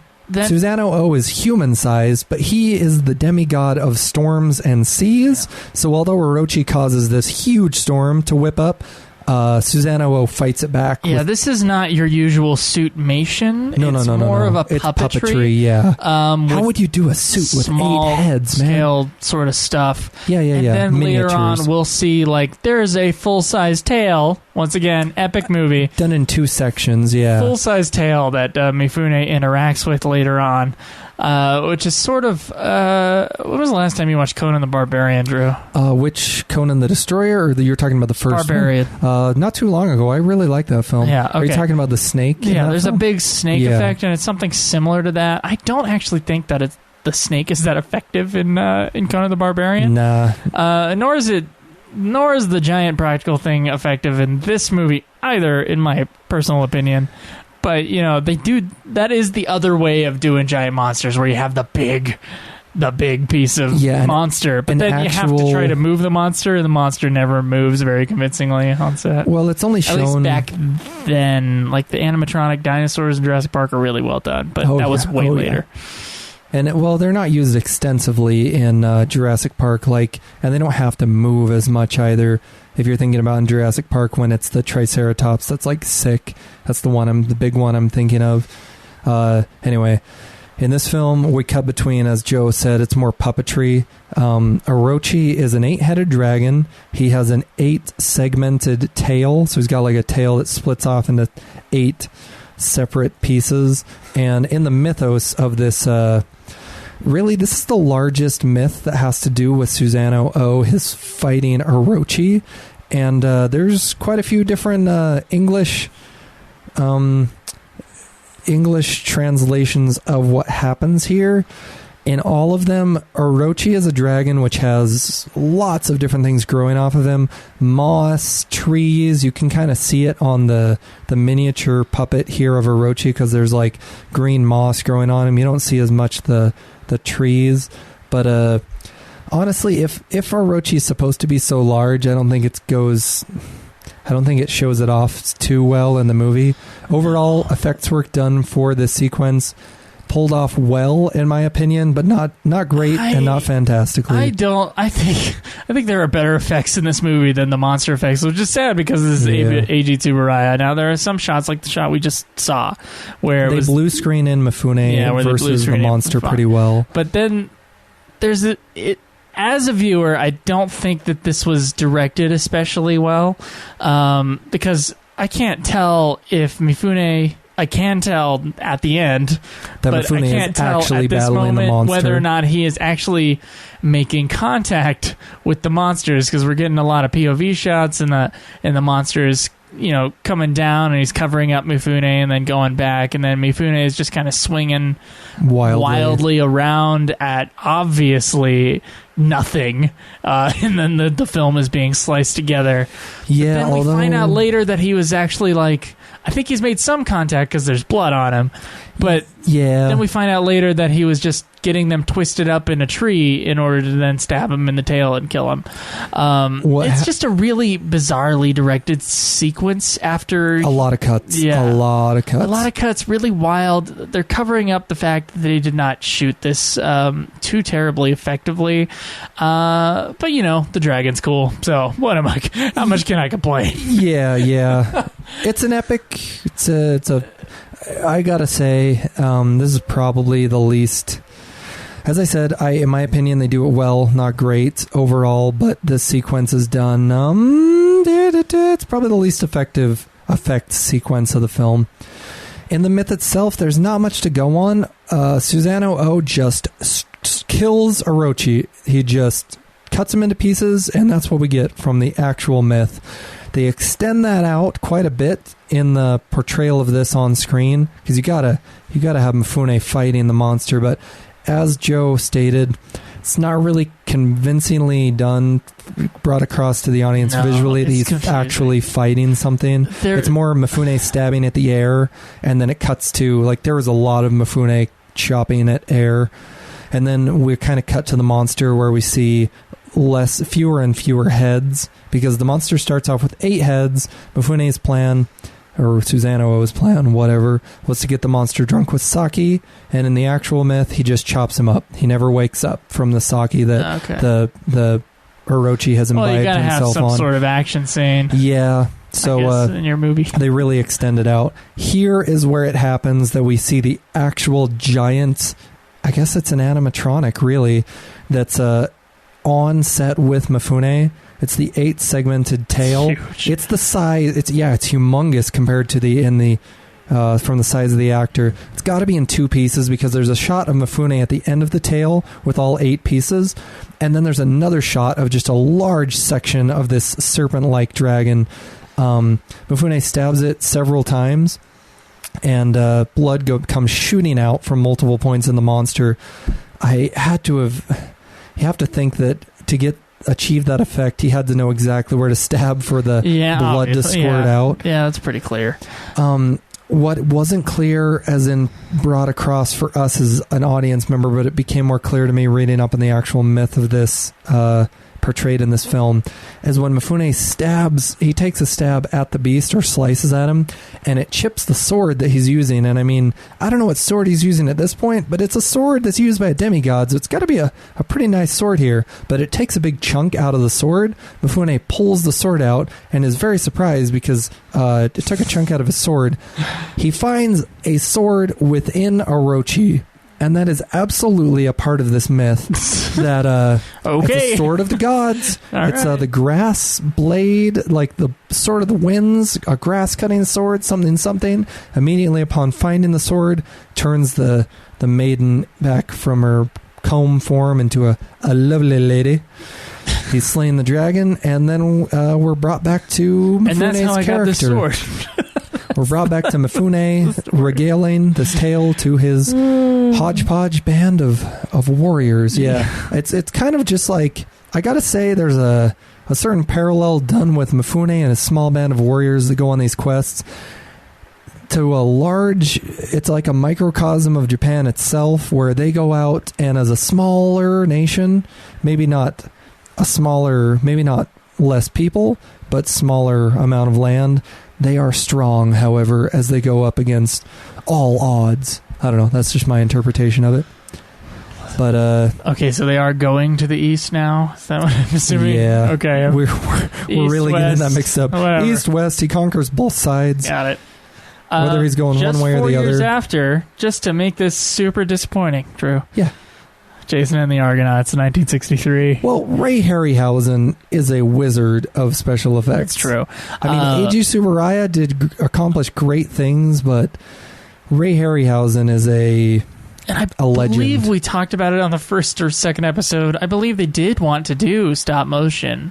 They did want to in the original Godzilla. It just would have taken way too long. Would have taken too long, and it was going to be too expensive. And so they did very little stop motion. There's some bits of stop motion in these movies that we've been watching. But, you know, in the West, because of Ray Harryhausen and Willis O'Brien before him, the thing to do with giant monsters make them small, in the A pictures, stop motion was to do creatures. Stop motion animation, which does give you a lot more control. So in Jason and the Argonauts, he did something similar. Great. The main actor, who I can't remember, who was also in 10 Commandments, the main actor, I know he was just swinging his sword out into air, but what they did was that they just photographed. They blew up those photographs and they matched the stop motion to hit when he would do a sword swing, and so it the skeleton sequence, which is the most famous sequence of That's Jason the one and the that I was Argonauts. thinking of, yeah. I do actually think that this movie that we're watching is a better movie, but special effects wise, Jason and the Argonauts was incredible. So blows it out of the water. So yeah, Jason would swing his sword, and then a skeleton would match it, and it was just an incredibly cool looking. Still to this day, although obviously it's not realistic, it is a cool looking sequence. Although unfortunately, we just had Mifune just swinging around in the air. Nothing was really hitting. Yeah, they obviously only had so much film. They couldn't really zoom up on anything. He never convincingly makes contact on film with the monster. Although stop motion animation never quite looks convincingly real, there's a quality to it that is just so I love, and I think it really it enhances the film. Yeah, and unfortunately, they went with Suitmation in Toho. Yeah. Which I don't. Even though stop motion, it all looks fake, but I don't. It's obvious that there's a dude in a suit, and they mastered Suitmation. There are some movies that do it better than others. First Godzilla, mostly because the darkness, I think, really covers up the suit sort of stuff, and then some directors, some of the special effect directors, I think Nanako. I think he directs the suits a little better than Eiji Tsuburaya ever did.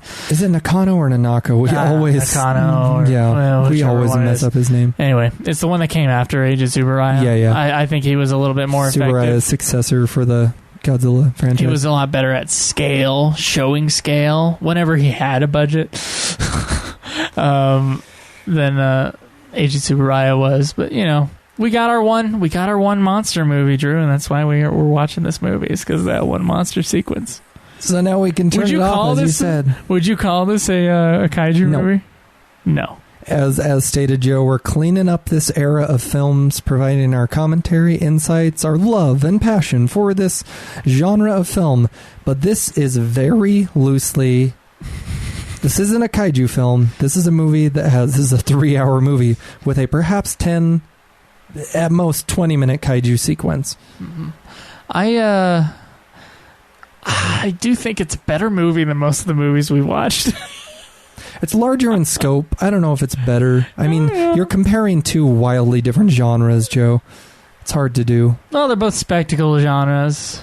Oh, that's true. So they share that same trait, share but spectacle, characteristic. and obviously they share a monster. The monster being the focus of all the films we watched thus far. A or a spiritual melodrama with action sequences in it.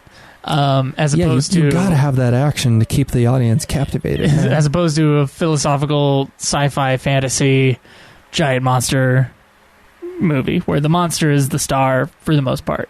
I think the reason for the eventual betrayal of that slimy character that's within Mifune's Yamato Takeru's band of warriors is that he just continually beats down the man in front of all of the other his warriors. Yeah, he's been... he kicks him in the butt. He's been embarrassed one too many times. Well, he never learns from what he does. He continually tries to tempt Mifune, and every single time, Mifune will always take the high ground. And what I love is, storytelling-wise, as audience members, especially near the end of the film, we know more than the characters in the film about what's going on because we're shown... Well, we're privy to what the enemies are about to do. I actually thought he killed the slimy character for a moment because he's passed out at the bottom base of a tree. But as audience members, we know more than the main cast of good characters in the film. And so we know that what the actions of Mifune, the choices he's making, are the right ones. He doesn't necessarily know that. He's just making the moral, ethically good decision, and it always saves him, even up until the end. Joe, you said you were surprised that he died. No, I was surprised that he died. You weren't surprised that he died because he made the speech about changing the world, changing the empire for good. I don't remember which one of us was. No, my memory does not serve me well at this point. We'll get to that point then, I guess, later. But he makes a speech about wanting to change the way things are. A really high-minded, really pie in the sky, like, I'm going to change the way things are, and then he gets killed. But sacrifice for the greater good. Yeah. Sort of. Anyway, does get vengeance. The dove of vengeance. We're starting to see more of this romance. I don't want to say I think it just started to blossom, actually. Crap, I forgot the actress's name. I'll look it up. Throughout the film, the shrine maiden virgin woman with a really long name, she pines for Mifune throughout the film, as we're shown in these intimate sequences. I'm going to say it over and over. Very, very delicately handled sequences between Mifune's aunt and the shrine maiden. The aunt is like, you like him. And she's like, no, I don't. And she's like, yeah, you do. And then, but the aunt constantly reminds her, you have a sacred duty to uphold. You've sworn yourself to the gods never to give yourself over to a man, no matter how much you love him. So Mifune goes off on his second quest and is met with this woman who is the daughter of the, I think he's the emperor of this clan that Mifune has come to conquer. You think that's right, Joe? I think he's the emperor. That's my interpretation of the story. We do have subtitles, at least here. If you've been listening to any of the Zone Fighter, we're interpreting all of that, but at least we get subtitles here. So Samurai DVD, no matter what you're getting from them, it's at least subtitled. Yeah, and I believe they probably made the subtitle. Which is awesome. Well, I'm still really surprised we got this film. I wish we would have gotten, finding out after the fact, after watching this film and researching into it, I so wish we could have gotten our hands on the 112-minute version of it. That would be so much easier to make a podcast on. But here we are. 3-hour film. Drew, how long is this movie? It's 3 hours, Joe. Okay, all right. I just wanted to make sure we got the... I'm surprised you haven't complained about the heat here. Oh, it's bad. Yeah, I told myself I was going to wait, but we could talk about it now. True. Yeah, we're kind of at a lull in the film. Okay, first off, if there's a fan noise, I'm sorry. We're going to try our best to cut that out. We will try our best to cut out the fan noise right now, but... why'd you have to point it out to them, Joe? But... maybe they never would have even noticed. But here's the deal. Drew, it's over 100 degrees outside. And, easy. And even though you do have a nice basement apartment, we are recording at your place instead of at Caleb Schweiss's place, which is where our studio is usually at, because you got a whole setup here. You're going to start a YouTube show soon. / podcast, yeah. You don't have AC, Drew. I do not have AC. I live in a place that was built in the 50s, and they never bothered to upgrade. Winter, no problem. We got heating. We got gas. We got heating, man. But in the summer, it can be brutal. You keep fans in each room. I'm going to invest in a larger fan. Luckily, we're in a basement, which is generally cooler anyways. But it's certainly affecting our mindset in watching this film. Oh, because it is extremely hot and humid. Yeah, it's humid. It's humid. It's Utah. This shouldn't be humid. We should have a dry, scorching heat, not this wet, heavy depression. It is depressing, Joe. Speaking as experts on Utah... on Utah heat? Yeah, Utah summers, because we grew up here, and I don't know, you've lived here your whole life, right?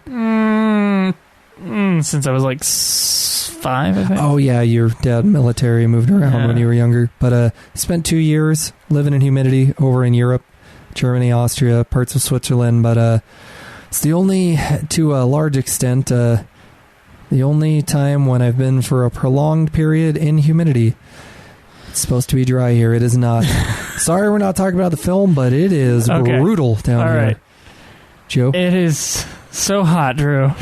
So hot in here. It's getting hot in here. So hot. Okay. So this was Kyoko Kagawa, which we have talked about before. I know her from High and Low. Super famous Japanese actress whose name I couldn't remember. She's becoming our second romantic interest for Mifune. The first High and being Low. That shrine maiden. Yes. Famously in Tokyo Story, which was listed on the top 100 directors poll of Sight and Sound. And she plays Mifune's wife in High and Low, correct? Mifune's character's wife. And then she does play Mifune's wife in High and Low, which is like a a kidnap movie. It's Kurosawa. It's a modern movie. Most of his stuff from back then was a period piece, so it is unusual. Yeah. And then she was in a movie which I haven't seen, which I've heard is great, called Sancho the Bailiff.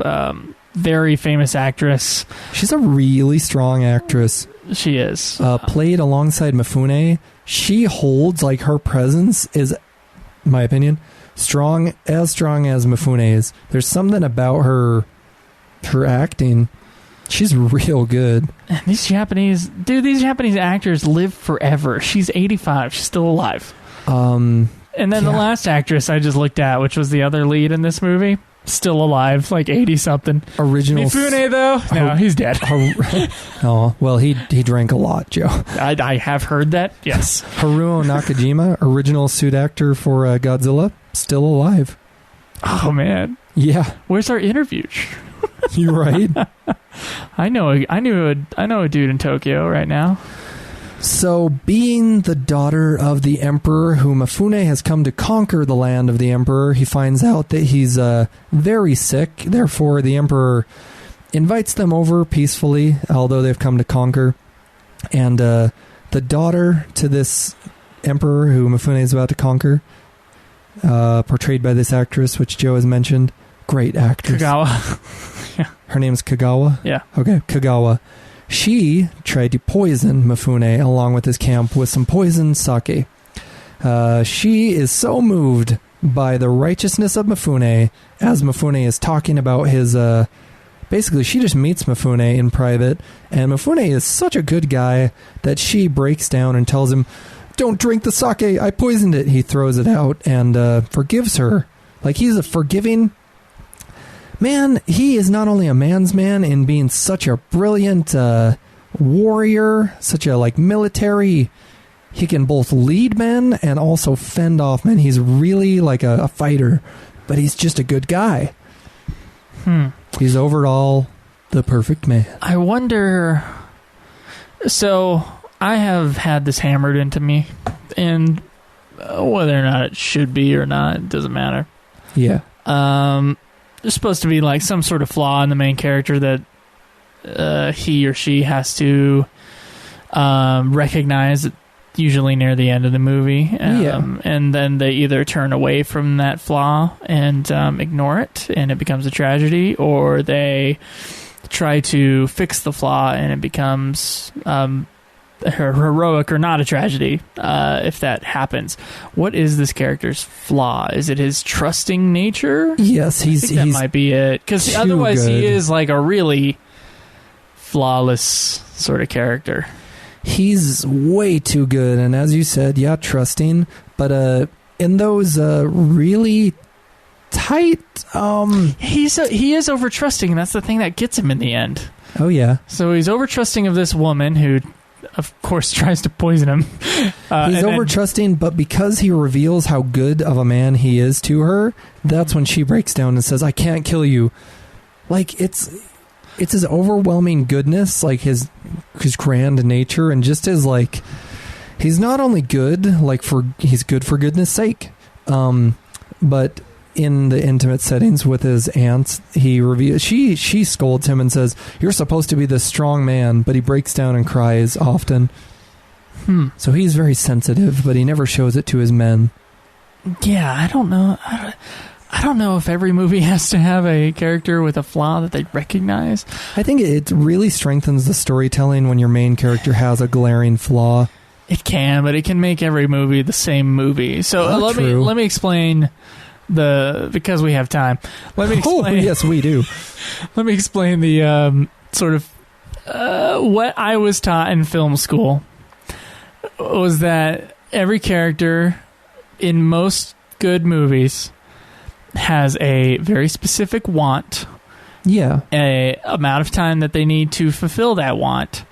And then they also have a need, which people get need and want mixed up.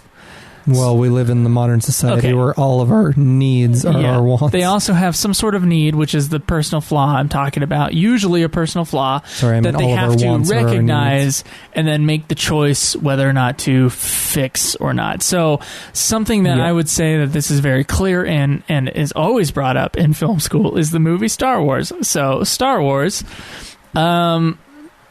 Luke wants to join the rebels and help fight the Empire, and in order to do that, this is the want part. In order to do that, he wants to help destroy the Death Star. At the end of the movie, that's what he does. So that's the overarching thing that keeps the movie going, is that Luke is going to go and find his purpose, basically, and that's going to be to join the rebels. The need is that he needs to recognize within himself this force, and he needs to let go and allow the force to take over, and he does that, and thus it's heroic at the end, that when he puts the computer away and he just senses it. Remember? Yeah. At the end of Star Wars. That's a very kind of simple way of doing that. And then there's Hero's Journey and all that completion of his arc, all that other crap. So I do wonder whether or not that is completely necessary. I'm thinking of the show House of Cards, with a character who obviously has wants. And obviously has flaws, but never recognizes the flaws. I just want to say without having a glaring flaw or something that's at least clear to the audience. They're almost inhuman or godlike. Yeah, they become one-dimensional and less interesting. But in the case of House of Cards, I've seen, I think, all of season one, possibly most of it. It's been a while since I've watched House of Cards. But what makes his character, Kevin Spacey's character in that series, so interesting is, and this is why I love movies like, and this is a weird comparison, Texas Chainsaw Massacre, The Devil's Rejects, because I'm a horror fan. You never know what they're going to do. It's like they always bring it to some new level of just like, what are they going to do next? And that's what makes them interesting for me, at least. Their unpredictability. So my screenwriting professor, was trained under a dude named Martin Daniel is his name. Okay. And he was a Czechoslovakian filmmaker who came over to the U.S. and started teaching at USC in like the 70s. Okay. And this was kind of his film theory. And there's a whole bunch of stuff that kind of pulls from his thoughts on how great films are structured. And that kind of came from there. But what's interesting is that there were differentiations in what I was studying between main character, protagonist, and the hero. Those are not always the same person. Oh. So that's really interesting. I knew from reading this old book on playwriting that protagonist and antagonist has been way out of sync now. So protagonist is the one who acts, and the antagonist is the one who is against whatever the protagonist is the brick wall for. Against the protagonist. Yeah, he's now creating the conflict. What's interesting, and you can find movies out there, and I don't have these off the top of my head because I didn't expect to talk about this. You can find movies out there where the perfectly good movies. So we're only talking about good movies. There's lots of movies that they ignore all this and then they suck. Yeah, that may not be the exact reason why. Perhaps suffer. Or they could suffer for it. I'm not saying I agree with the theory 100% either, but you have some movies that can have the antagonist be the one who's working towards something, and then the bad guy who is not the antagonist but is the protagonist working towards something, and the main character and the hero are the antagonists who at the end of the second act decide to act against the protagonist. If I'm understanding this right, all in one film you can have a protagonist, a hero, and a main character? And they could all be different people if they needed to be. So people get protagonist and main character mixed up all the time. Obviously, I just did a second ago. Yeah, no problem. Semantics, bro. But let's get this. Okay, so Harry Potter, in the first Harry Potter film, which most people agree is a good film. Yeah. Just barely watched it. Good solid movie. Okay. Yeah, Harry Potter, not a protagonist in that movie. There are other movies in that series where he is a protagonist, but in Sorcerer's Stone or Philosopher's Stone, the first movie is not a protagonist. He is acted upon by the whole everything film. up until the third act point when he decides he's going to go stop Severus Snape. So he's acting against the one who is acting. Harry Potter and the Sorcerer's Stone is technically an antagonist. Huh. Does that make Professor Quirrell, who's actually Lord Voldemort, he's the protagonist? Yeah. Okay. He's the one who is he's acting. Working, but pro. They are acting. Yes. Pro doesn't mean positive in this case. Yes. It is pro just means action. Affecting things. Yeah, affecting. Now, this was important to playwrights at the turn of the century, this distinction, but now people just go, oh, protagonist is the main character, is the hero. And it is in most cases, like in Star Wars. It is all three of those things. The main character, the hero, and the protagonist, all the same person. Yeah. Because Luke is leaving his town to go do and he's the one pushing it.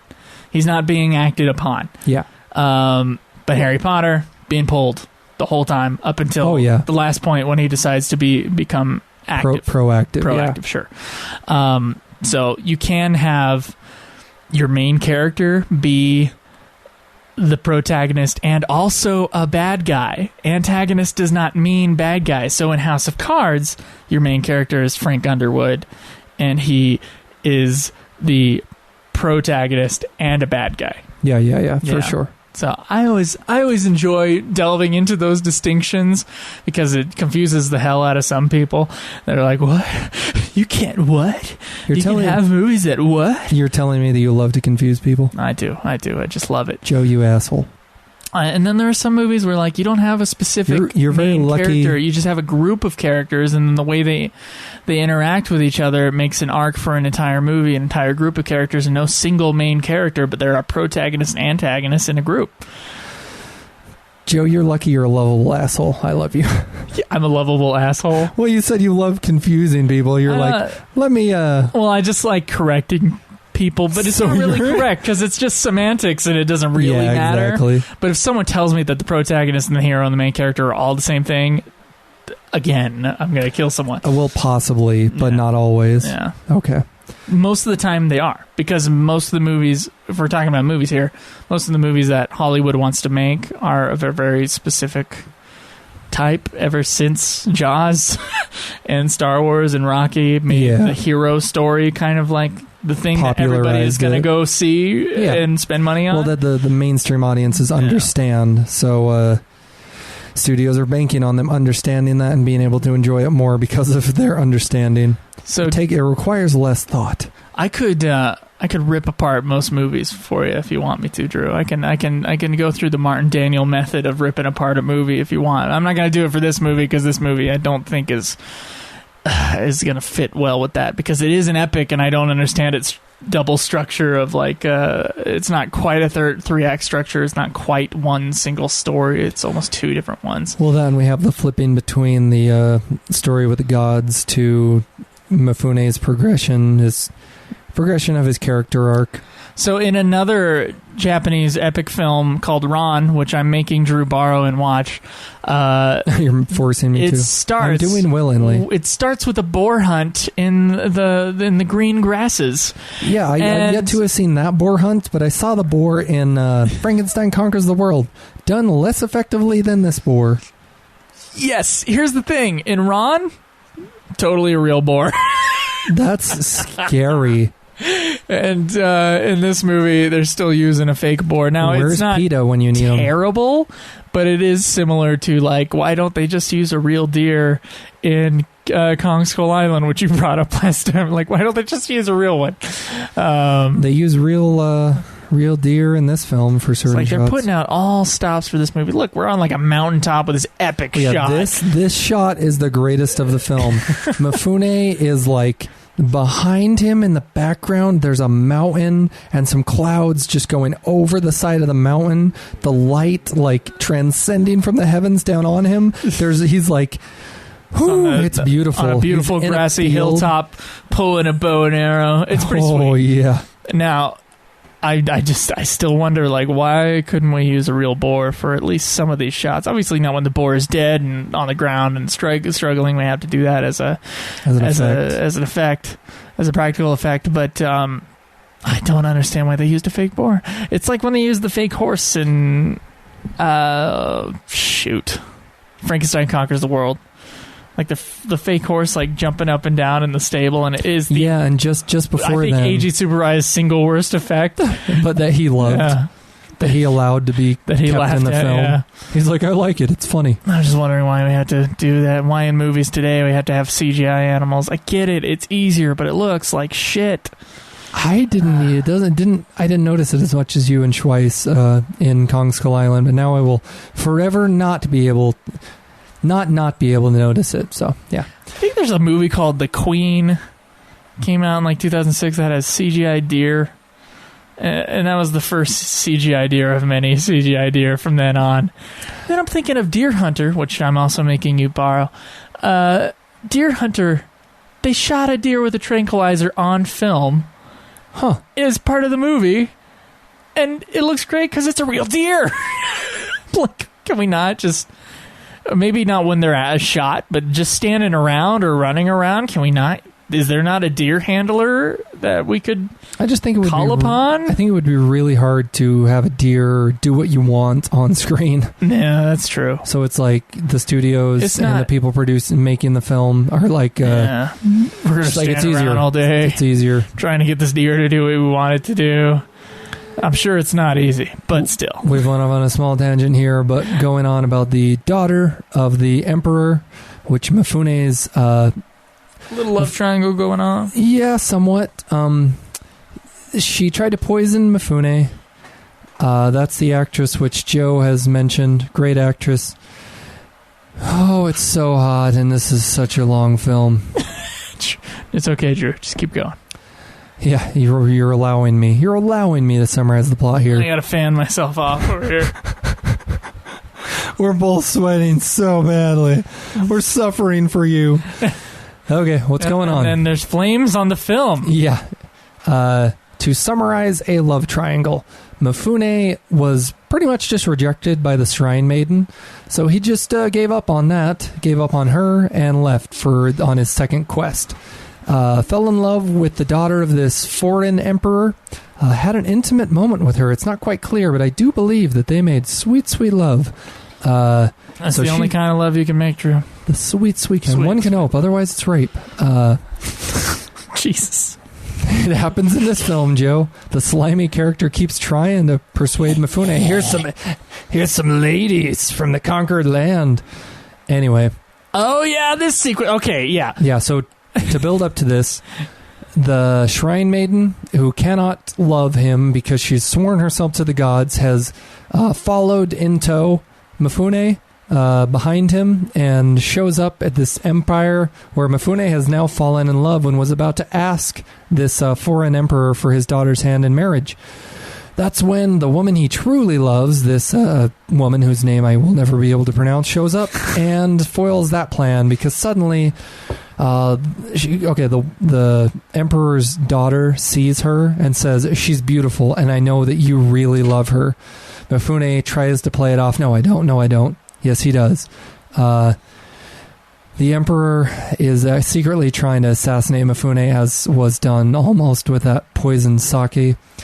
He should have known at that point. Mifune should have been more on his guard because the poisoned sake was pointed out to him. But he's taken on a hunt, and they try to assassinate him by lighting a field on fire as he's separated from the foreign emperor's men. But then, Drew, he uses one of the three treasures. Yes, given to him by his aunt. Then light a pre-fire. He pre-fires the fire?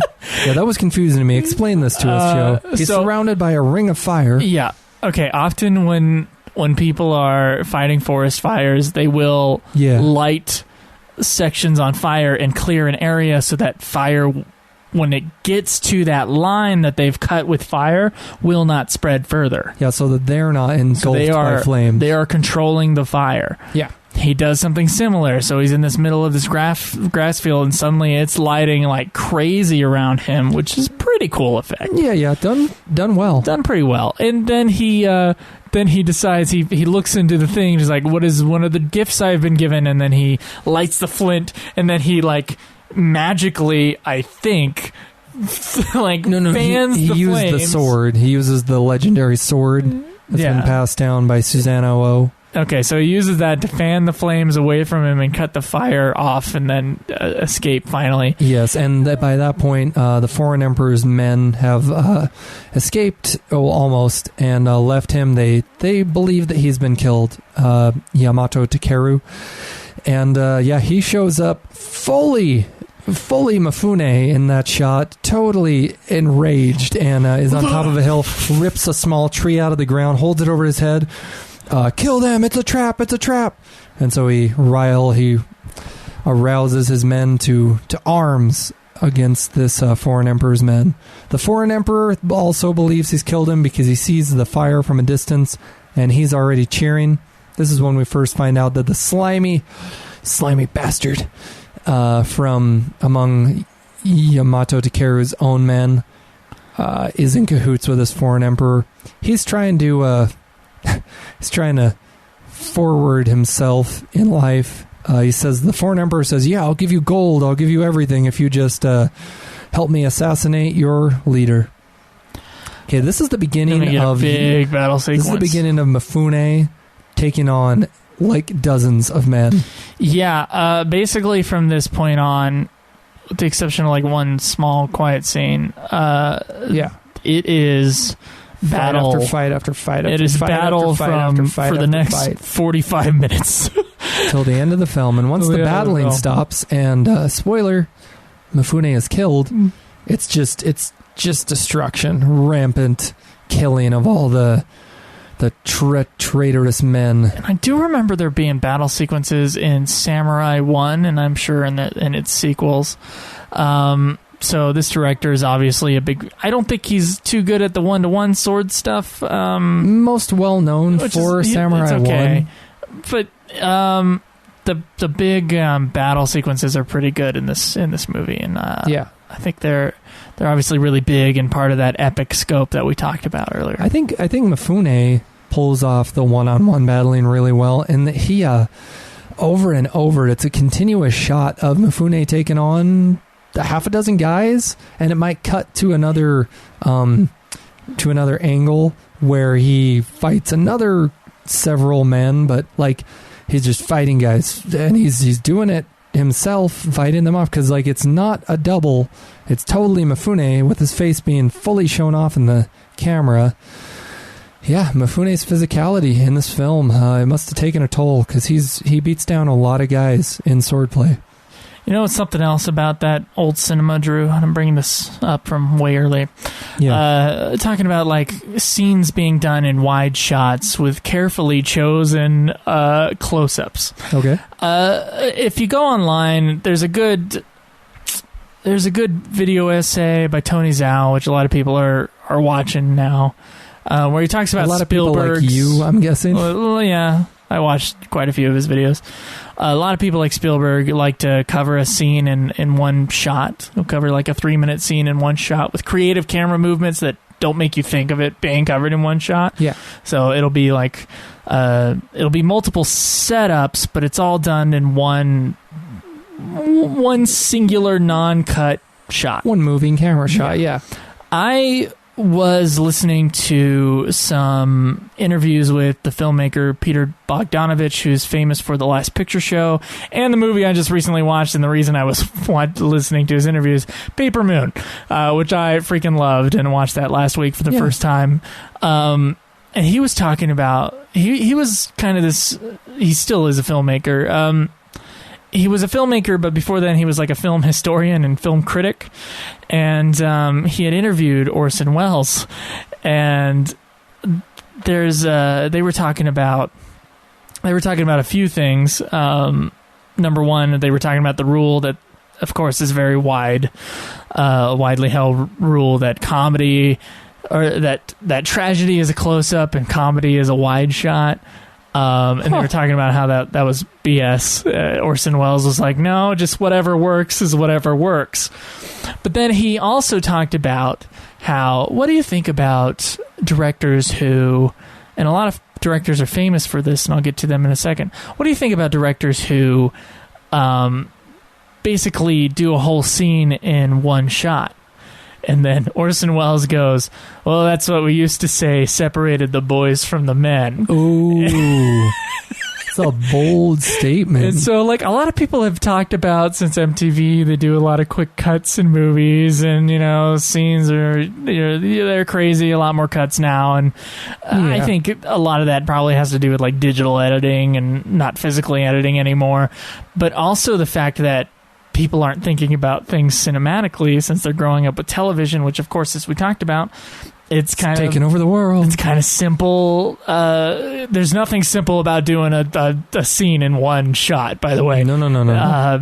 But there's kind of simple coverage, and it's very stock, and it's fine. It can work most of the time. But that there's an artistic quality of a director who says, okay, we're just going to do this in one shot. So what's great about the old movies, especially these epics, but even movies before then, especially like the late silent era movies, because they didn't have to care about where the microphone was in the shot, is that they can become so creative with how they just cover a scene. Yeah. There was this shot in Paper Moon where we're starting the scene with like a 2-shot, and then we go in for an over the shoulder, and then the camera swings around, and at this cash register, this little girl steals some money from this cash register, and the lady is talking there, and it's like a triangular sort of composition with the little girl, and then Ryan O'Neal, and then the lady at the cash register. And nobody noticed, but nobody noticed who was watching with me, but of course I noticed because sometimes I just watch the camera movement, which is a bad habit. But I was like, guys, I know you didn't see this, but that was a really complicated shot, and we didn't even think about it as audience members. It just goes to waste. We just go, I mean, there are some people like Joe Wright, who directed Atonement and Pride and Prejudice and a few other pretty big movies recently, and some stinkers. He does long takes that are like 6 minutes long, but it's very obvious that he's doing it. In the old days, I think the whole point was to like be invisible, and that the normal thing to do was to cover a movie in long takes. So we've had whole scenes in this movie where like people will be talking from like 20 feet away, and that's the whole entire like scene. Yeah. Like here, like we're not getting a whole bunch of coverage. They're both just talking a lot, and then there's a lot of movement in the scene that makes it exciting enough that we don't need a whole bunch of different coverage of the movie. Now, we obviously got like 2 different shots here, but they're not OTS or over the shoulder POV. Like it's not cut up into like 12 different pieces. So there's an art to old style directing that I think is lost I miss nowadays. And the Epic was especially good at it, because the Epic was like, okay, we got the super widescreen format, and the close-up is not the normal thing, and so we got to figure out ways to fill the frame creatively.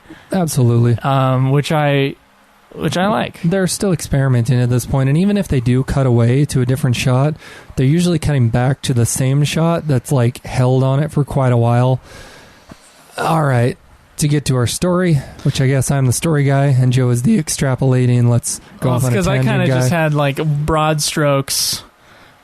Go conquer this, go conquer that, father betrays, giant battle. That's what happens. You didn't get into... You're telling me you didn't get into the intricacies of this 3-hour epic, Joe? I didn't much either. Well, I just... Apparently more than you, but... I'm not a big, huge believer in recapping narrative too much, but... Well, for people who are never going to see this film... Yeah, for people who are never going to see this film, it's a good thing you're here. I'm also using broad strokes to cover it because there's other things that happen, but Yamato Takeru made it out of that assassination plot. He's supposed to go back to the Emperor with his men. Something very awkward happens that they start singing. Oh my gosh, I forgot. They're on the boat returning back to Mifune's father's empire after his second successful quest in a row. Mifune has at this point fully given in to his love for the shrine maiden. She's also given in to him. They've made that sweet, sweet love. And, she's broken her vow, but we don't see what's come of that yet. They're on the boat going home. Mifune, out of the blue, makes the rash decision. We're not going home. We're going back to another land. I believe they're going back to the land which they just conquered. And, he's made the decision to separate himself from his father because his father is ungrateful for the things he's done. And in his opinion, his father just kind of has it out for him. But as they turn around, Joe, one of his crew members starts singing. He just starts singing, and it's a really awkward looking shot. He's just standing there, and then suddenly he's like, "Blah." It goes from being normal to him singing. There hasn't been much singing yet, if any. The only singing I remember is at that obscene dance scene where they're trying to lure the sun goddess out. Yeah, he sings, and then everybody else joins in. Yeah, it's like this movie has not yet devolved into high, like, fantasy concepts where it's not a musical. It's not a musical. That's one of those things. People have been acting like real people, but then they all start singing. This is something that is very. They broke a rule, but once again, I don't really believe in rules. But they broke a rule, and the rule is that if you're going to have something that's like out of genre, yeah, then you have to set it up somewhere in the first act so that when it happens at the end of the second act, it's not really out of place. Yeah. So let's say in a movie that they did it well, not a perfect movie, but they did it well in this movie, The Hobbit, the dude does just sing randomly, but only after the dwarves have been singing for 20 minutes on and off. Yeah. And then suddenly he sings the very famous song in the first Hobbit, which of course is the worst of those movies. And are you talking about has the best song ever in it.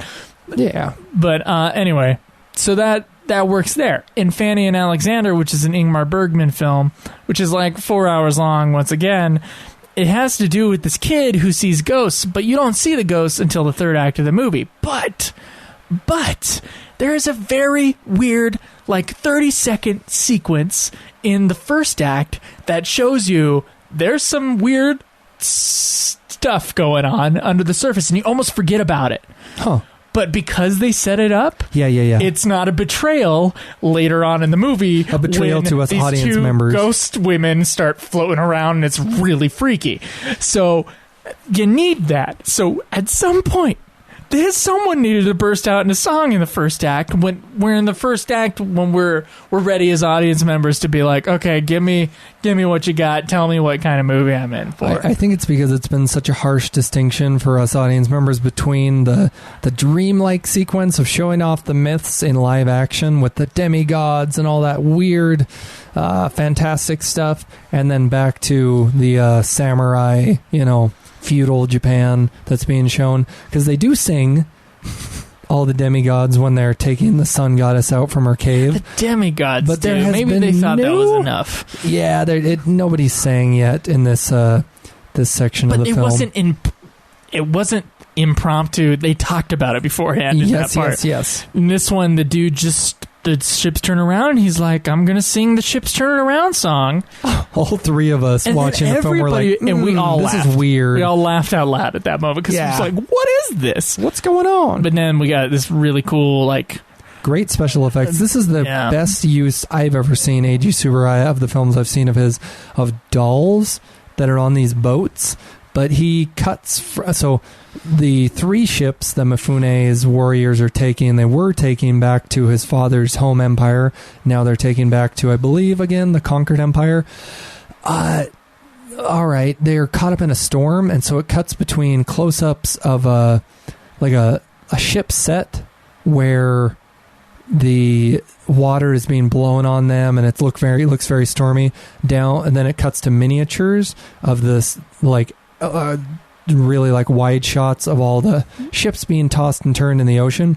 Although there are dolls on those ships, the dolls still row the boat and move, and it looks good. They row that boat gently down the stream. Yes, they do. Yeah. Most believable dolls I've seen done by in Eiji Tsuburaya's stuff where dolls are very obvious. This is probably the most subtle use of the dolls.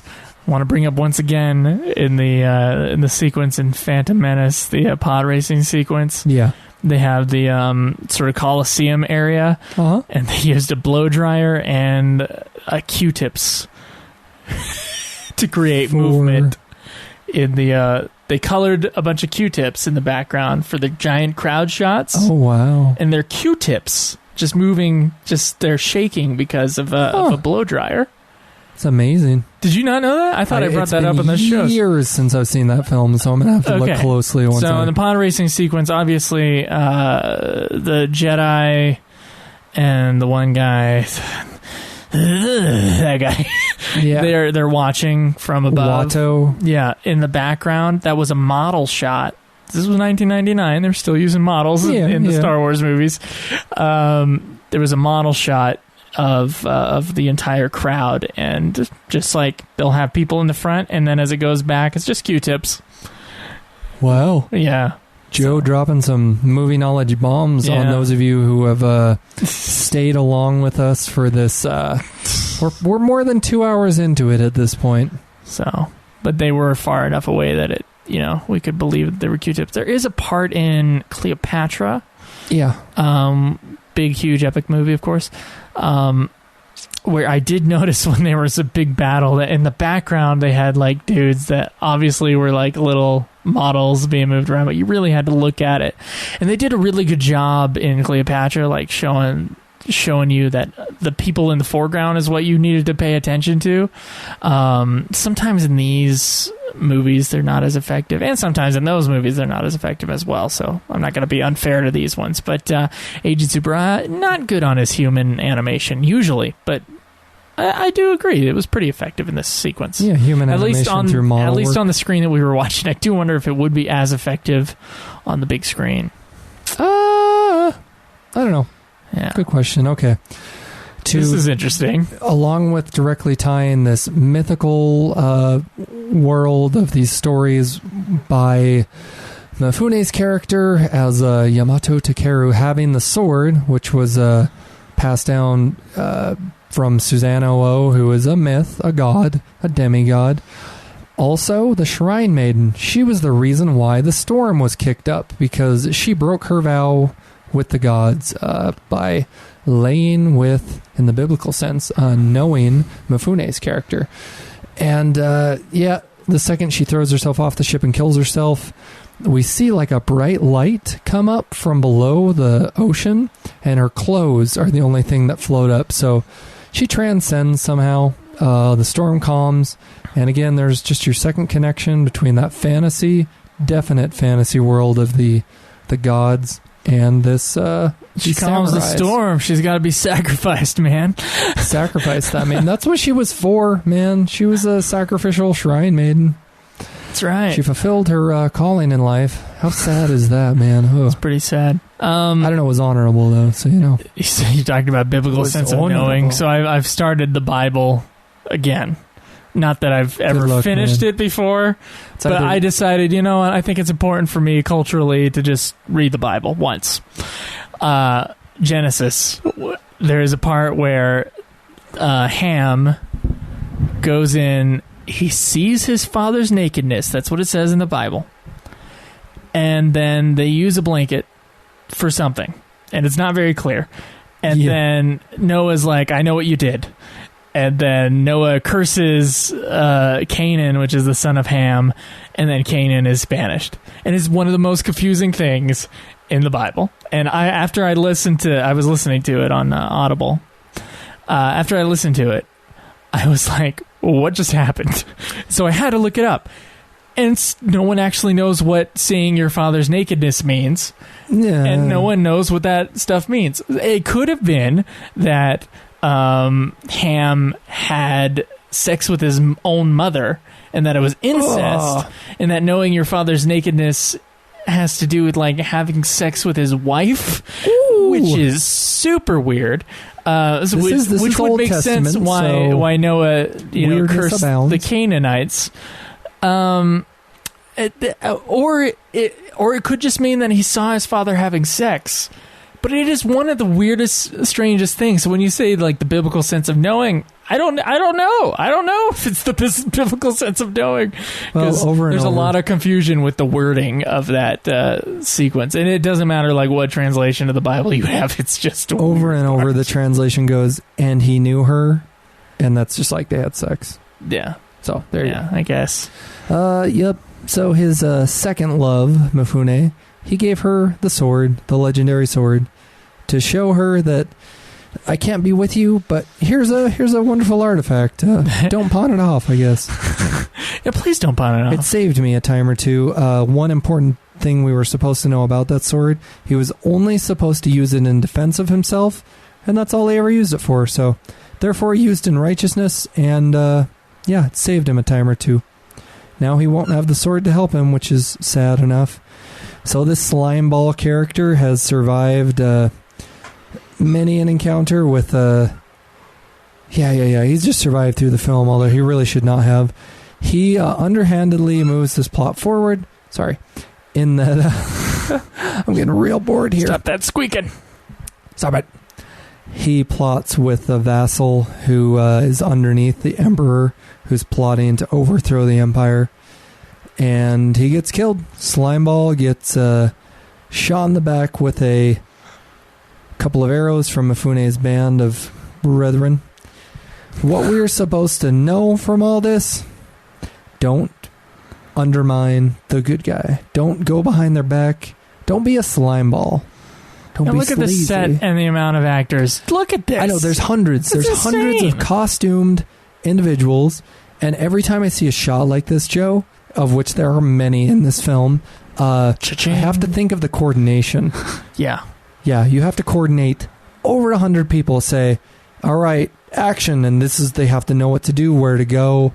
Yeah, and this is nowadays they would take 20 people and then they would CGI it and do some, or like they used to do, like they would use to take the same people and then copy and paste them in different spots of the film, and then that became obvious, and now they basically make the rest of it CGI if it's a big movie anyway. I was gonna say Lord of the Rings, but large, doesn't matter. Zoomed out shots of like the orcs battling. Yeah, all they do is reproduce the same orcs over and over.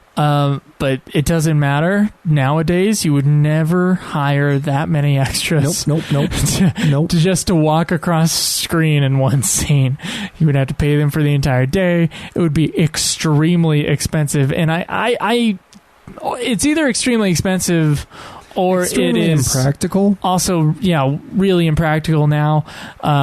I do wonder, is it really cheaper to have someone go in and animate all those people's more than it is to just pay extras for a day? I don't know, but it's got to be. But one of them is the bigger pain in the ass. Absolutely. You can. I don't know how many animators that takes, depending on the shot, obviously. So it really hinges on that. But if you got in Lord of the Rings, they made a software. This is in the extras of those movies. Okay. They made a software for battle sequences. So for they would just like put how many dudes there people. Are. Yeah, and it was like an AI sort of a deal, so that they could have, and then they would go in with the computer camera, and then they would do sweeping shots with all these. Those are exactly the shots that I had in mind. Just reproduced orcs. That was not the case for the first movie, but they created that for the second and third movies. They created that software. Awesome. And so, like, in the first movie, someone had to animate in that big sequence when Sauron is, like, swinging the sword and everybody's flying. They had to animate all those. But later on, they had to... they developed a process by which they could do battle sequences. They learned from the first film. They're like, we can't keep doing that. Automatically. So maybe with something like that... it would not be as expensive, but... because it feels like, and it looks like, if you look really close, just copy and pasting people. Yeah. And you can't really tell when it's done on such a grand scale with the sweeping camera, but if you look real close... Oh, and also in Shrek 2, which came out the same year, I believe. All right. There was there's a part where Shrek and Fiona come to Fiona's house, right? Or Fiona's castle. Sure, it's been years since I've seen Shrek 2. And there's a huge crowd of CGI people. They literally had to animate every single one of those people. Oh. And it's like, is it really cheaper? What a pain in the arse. You gotta pay all those animators for hours and hours and hours of work. I do wonder if it is cheaper or not. And then if they make a mistake, it's even more expensive. Well, you brought the bar low there by talking about Shrek 2. What I wanted to talk about, I love Shrek 2, man. Dude, I think it's Shrek 2 that I actually thought was really, really funny. Shrek 1, pretty good, kind of funny. But I remember seeing... Shrek 2 has the prince. It had to have been Shrek 2, because I don't think I saw Shrek 3 in theaters. I think Shrek it was older at that point. Oh, it's terrible. Well, it must have been Shrek 2 that I saw in theaters. The movie, like, everybody in the theater was just monster. rolling. It totally works for this with podcast. laughters. Yeah, anyway. Yeah, dude, I love Shrek 2. I remember thoroughly enjoying the film in theaters. I would have been junior high-ish, maybe. But yeah. Somewhere around there. You were talking about a continuous shot and just noticing it in a movie, and it maybe going to waste. I don't know if you're not looking for the camera movements. Bringing it, setting the bar a little lower, but things that I absolutely love. The first Teenage Mutant Ninja Turtle movie, live action one. There is a shot, and you guys look out for this if you love that film. If you're a nerd like me, and I absolutely love that film. Okay, the shot when Raphael, he's left the sewer in like rage, and then comes back after meeting Casey Jones. It's done all in one continuous moving shot. It's like Splinter lit by only a candle, and the animatronics, first off, with Raphael are just fantastic, but done by Jim Henson's studio. He comes in and, like, I think he even sheds a tear, or maybe I'm just interpreting that, is told, like, fatherly comfort by Splinter. You are, basically, you are different than your brothers. You have, like, a responsibility, blah, blah, blah. Do not let your anger cloud your judgment. But, like, it looks like it's all these wonderful, beautifully, like, framed shots, but it's just the camera moving from, like, 4 or 5 times from one angle to another. And when I realized that's what was going on, I was like, this is in Teenage Mutant Ninja Turtles. Like, why did they... I mean, I appreciate it, but why do that for Teenage Mutant Ninja Turtles, Anthony's? Because that's what separates the men from the boys. Well, Anthony's justification was that was made in a time when that still happened in just mainstream movies, when they cared to do that. I mean, it's just one continuous shot, but it's beautiful. The problem with that, and the things people run into, like I ran into when I did a manual song and covered a scene in 2 shots. Yeah. There was the one shot, and then I had a cutaway just in case I needed to cut in there. Yeah. God, I did. Is that you just like go, okay, this is going on too long, but I need this part of what he's doing and this part of what he's doing. And if you get regular coverage or some sort of coverage, then you can cut away from that and you can save your scene. If you don't do that, then you're really in a tough spot where you're like, wow, this scene is going to go on too long. And do we keep it or do we not? Yeah. So, I mean, save the pacing. That's why it's the men from the boys, because all right, the men have to realize you got to have the big cojones. You got to have the big cojones. You got to trust in the scene that you're shooting. You have to know the pacing of it before it's ever put in the editing. Huh. So it's a tough thing to do. So the scene I'm talking about in Emmanuel's song is when he's showing the kid the pictures. It's all in 2 shots, but it was basically one shot with the cutaway, and we did very little coverage of that cutaway. It was like 2 seconds, and we really stretched it out as much as we could. It was like there's not a single bit of that shot that's not used, and so it was like I can sympathize with the person who's like, oh man, let's not even bother with doing that. I'm not even I was going try. through that short film, and I was like, oh man, I'm going to be like Kubrick, man. I'm not even going to care. I'm going to do one cut. No, that was such a mistake. So I would say cover it in one shot, but then give yourself one more angle. Just one. Just in case you need it. And of course, you're totally, if you give yourself that option, you're totally going to need it. But all right. Anyway, this is part of the big battle sequence. So this battle sequence, he's winning, or he's fighting a losing battle from the beginning. He gets trapped. He falls for their trick. from his father's army, and then it's just battle after battle, and he fights his way up to the top of the mountain, and he's extremely exhausted by the end of this giant fight. Oh yeah, he basically fights guys uphill, up a mountain. Mifune's ragtag band of heroes who we've followed throughout this film, Mifune being their leader, and we root for him, we root for them. They're the good guys. They were turning around to leave, not go back to his father's home, and the storm happened.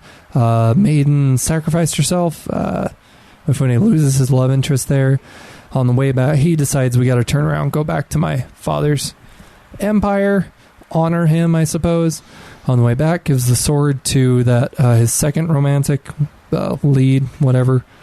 Leaves her. I don't think he actually sees her. He just drops the sword off, goes back to his father's empire, and that's when the revolt happens. He gets tricked by the vassals' underlings, and all of his entire band of warriors are killed mercilessly very quickly. Yeah. They're surrounded in a valley by these I actually think they're being led by his younger brothers. I think that's what's happening. Anyway, Mifune is surrounded by them. Absolutely no hope of him surviving. I had hoped against hope that he would, because I couldn't believe that they'd kill Mifune. But they do. They kill Mifune at the end of that Shakespeare adaptation, Macbeth. Yeah, but it's Macbeth, so he needed to die, man. Yeah, he needed to die. He gets shot in the neck, and it's a sweet shot. He gets shot by, so many arrows. Yeah, dude. He talked about, I love that just sequence. behind the scenes, and he's talking about Throne of Blood, a adaptation of Macbeth set in feudal Japan. Great, done by Kurosawa. Lead is Mifune. Okay, at the end, because it's Macbeth, is Mifune who he's playing. Oh man, so many guys dying by so many arrows. Mifune dies in an epic fashion. He gets shot by so many arrows. He is just like a human pincushion. And I think, one of the final ones goes into his neck.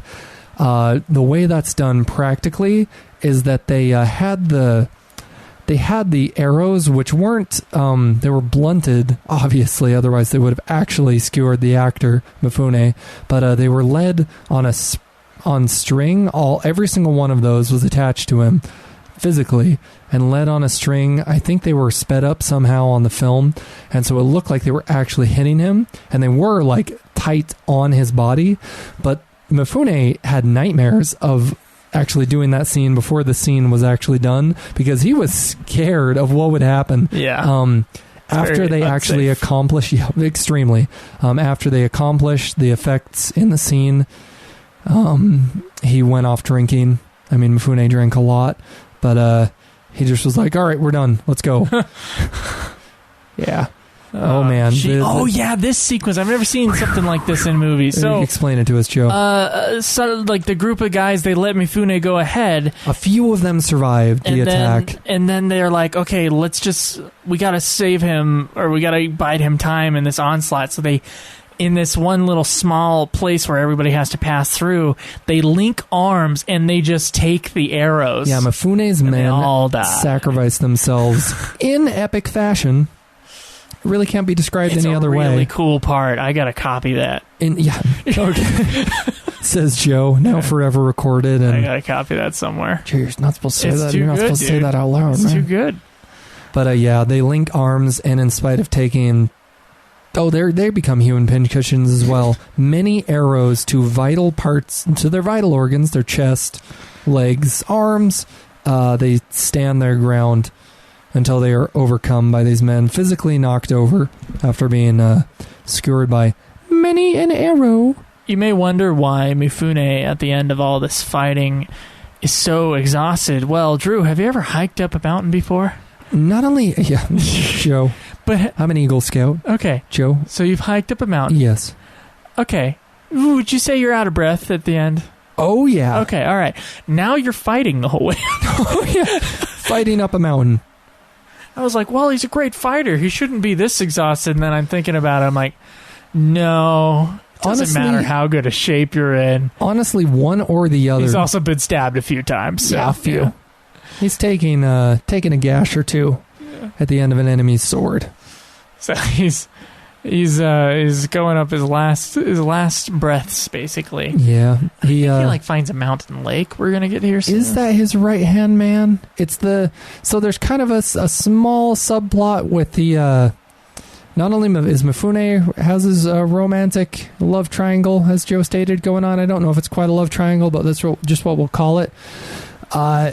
There's one of his underlings is shown in a couple of quick cutaways to have a lover at home who's waiting for him, and he's the only one to survive with Mifune. I'm glad he did, because otherwise Mifune would just be expositioning out loud to himself. So I'm glad he has somebody to speak to. But Mifune, in spite of being very injured, stands up. I'll talk to my father. He'll understand. Things will change. The world will become a better place. We will build a country like in the past when it was created. I'm reading what he says, where people don't distrust each other. A country filled with strength and joy. Japan. Since it has once been like that, why shouldn't it become like that again? The reaction of the man... Wow, they just worship him. Like, Mifune's men, they absolutely love Yamato Takeru, Mifune's character. Jeez. It's great to see the reaction of his underling after Mifune's speech. It's a really good battle sequence. I do say that Mifune, of course, has been in a lot of samurai movies, so he's not familiar shy with what he to the needs fact to do. of, Yeah, having to do some fight choreography. It's all him. It is extremely well done. It's all him in this movie. It's basically that giant third act fight scene that happens in a lot of these samurai movies, but it's even bigger and more epic than I've seen so far up to this point in time. So this is 1959. Yeah. There's bigger stuff in Ron, but that was, 25 years later. Honestly, if I didn't know this was 1959, I would have thought it was at least 10, 15, 20 years later. 70s, I can believe that too. Just because it's in color, it's in the wide scope. Sets, yeah. The whole, just the grandness of it all. Yeah. Yeah, I could... It's ahead of its time. Yeah. I would not have to know who... the main actor, I would have to not know who he is, but... Okay, yeah. Yeah. Only because he would have been older. But it is so obviously... Since I just rewatched Ten Commandments, it is so obviously inspired by that movie. Yeah. You wouldn't have something from the 70s like that. I don't think you would. But yeah, the visual quality of it is good enough that you would think that it might be a 70s film. Easy. It could pass for one. Yeah. Except for if you know Mifune, which if you're familiar very, very much at all with Japanese cinematography, I guess you would know that he would have been quite a bit older in the 70s. Hey, look at him. He's just like limping along. Yeah, they really take their time with this. Oh, look at that shot. I love that shot too, where he's just in the lower right-hand third, and it's just a blank, scary-looking floor, and he's just scooting along it. It's a very good shot. Dragging himself through the sand. Mifune, up to this point, has stood upright, very regal, very royal. At this point, he can barely stand. He's been so damaged through this last battle. We needed to mention that both Mifune and all of his men weren't expecting to be surprise attacked at all. They were tricked into that surprise attack, led into this narrow valley, and attacked on all sides by, first off, volleys of arrows, and then once that had done its job, the men came down with swords. Since they weren't prepared for battle, none of them had their armor on, neither had Mifune. So he was taking out guys in armor without armor. Yeah, he is a warrior. He did give it to last moment. I'm trying to remember what happens after this. I think he gets shot or something. Yeah, anyway, definitely gets shot. Makes it to near the top of the mountain, and I really held out hope up to this point that he'd survive, but nope. Just a couple of arrows is sadly all it takes to take him down.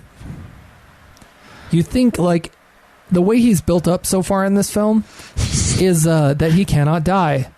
And he stands up and, like a man, like more than a man, really a demigod, takes a lot of arrows. Takes an arrow to the gut and remains standing. slices the air.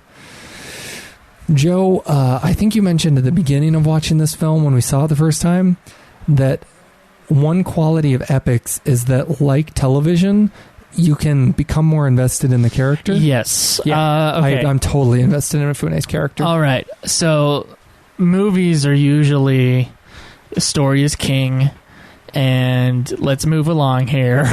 Characters don't get to do. We don't get to become as involved an hour and with a half that to 2 hours. Yeah. And then people go, oh, well, you know, they don't make movies like they used to, which used to be character driven. Of course, they also, the big movies used to be a lot longer too. So, you know, maybe go see the long movies. Anyway, so in an epic, we're given usually it's a single character in these epics, and we're given 4 hours, 3 to 4 hours to study this character and the intricacies of their life or melodrama that's surrounding them.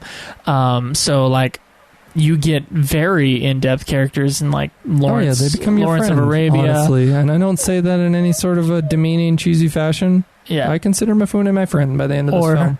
Or Patton, or something where it's you can delve into a character just as much as you could with a television show. Admittedly, not as long for most shows, but you're given 4 hours with them. So yeah, just because of that, just because of how long you have to take with these characters, the fact that scenes usually are a little padded out. And some people think that's a bad thing. Scenes are usually padded out in epics as well. I can't say for other epics, but in this film, they do it well. Where you're getting a lot of time, on-screen time, with that specific character.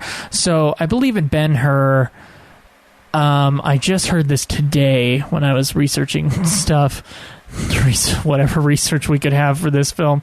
I just found out in Ben-Hur, Charlton Heston was in... Of that almost 4 hour movie, he was in 3 hours and 30 minutes of it, where it's just him, the main character. Of course, we're going to delve into much more complex stuff than we would with an hour and a half. Now, some people just think it's too damn long for a movie, and I get that. Luckily, there's an intermission, so you can take a bathroom break. Oh, yeah. But it is a different experience with epics, and I still... Epics, my favorite movies do tend to be 3 hour long movies of like all time favorite type stuff. You're a weird one, Mr. Joe. Like, I think you're in your own little. I know. I'm in the minority of people who watch old movies. That's number one, and then in the minority of people who are watching the 4 hour ones. I love old Universal monster flicks and certain. But those are short movies, usually. Yes, definitely. Certain low quality B movies from that. Yeah, those were type of movies that were put in like double features. Oh yeah, easy. Those are some of my favorites. And they kind of stopped doing double features a couple decades ago in the States. They were doing double features in Japan up till pretty recently, actually.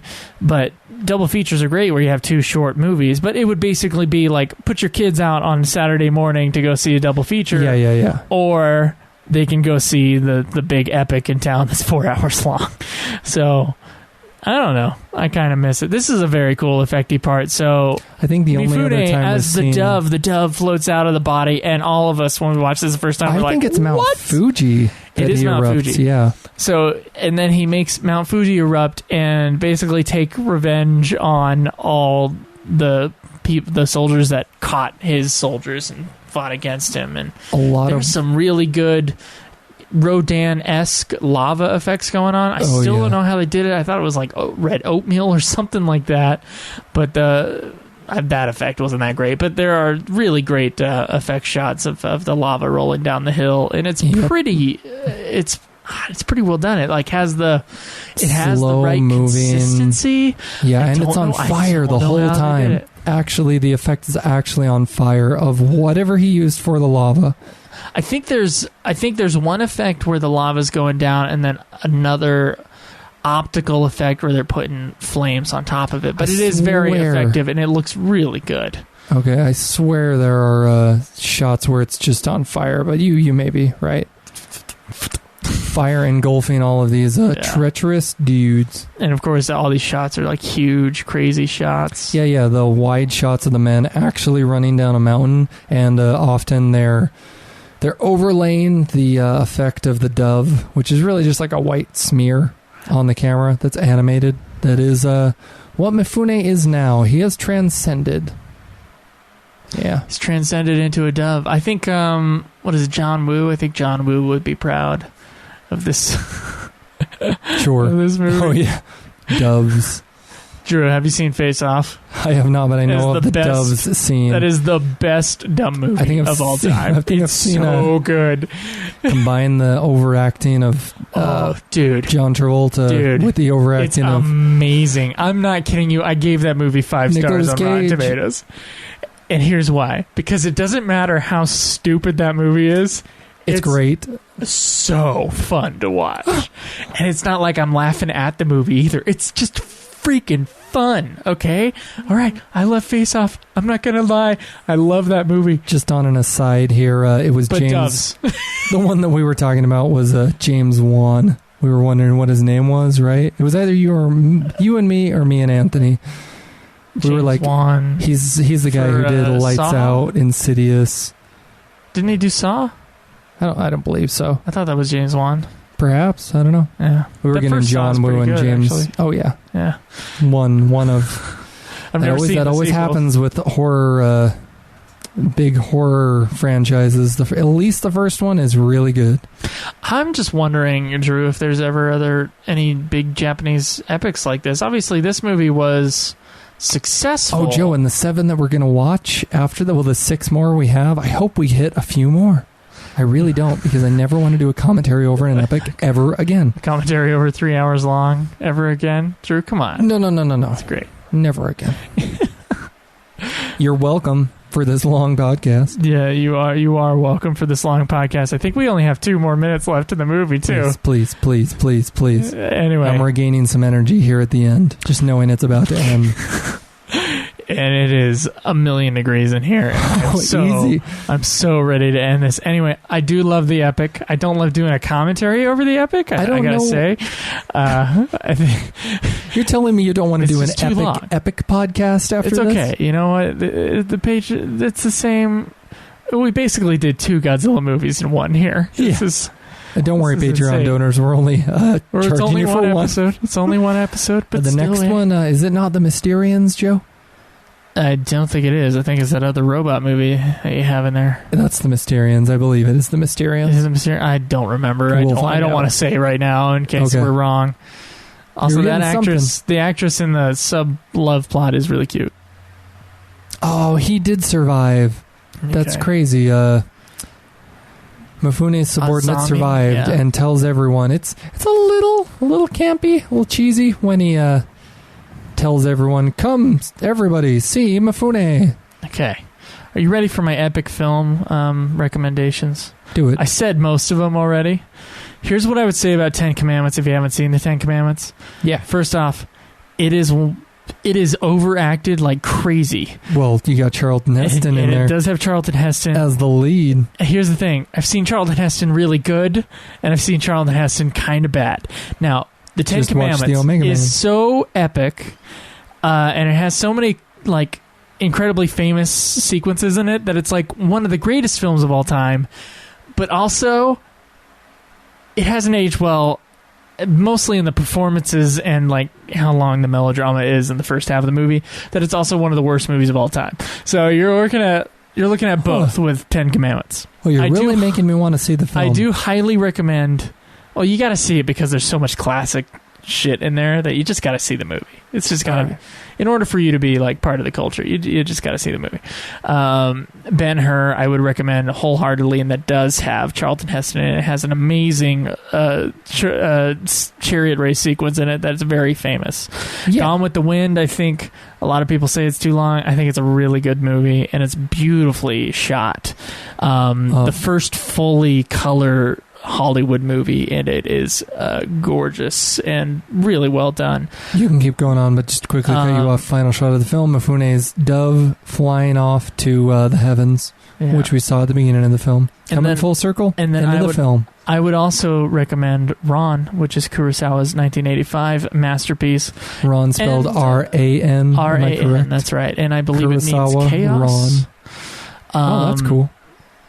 And I would give those movies a try just to get a taste of what the epic is, in case you've never seen the epic. Then you can go to Lawrence of Arabia, Dr. Zhivago, Sound of Music if you haven't seen it for some reason. No, yeah, I've that's seen also Sound of an Music epic several times. Oh, good. Yeah. So I have seen an epic. It's a musical epic. It's different, but it's still an epic. It's still 3 hours long, and it's very big scope and 70 millimeter and all that. You just see it for the bigness and the entire experience of it. I would also say Schindler's List is an epic, and Saving Private Ryan is also an epic.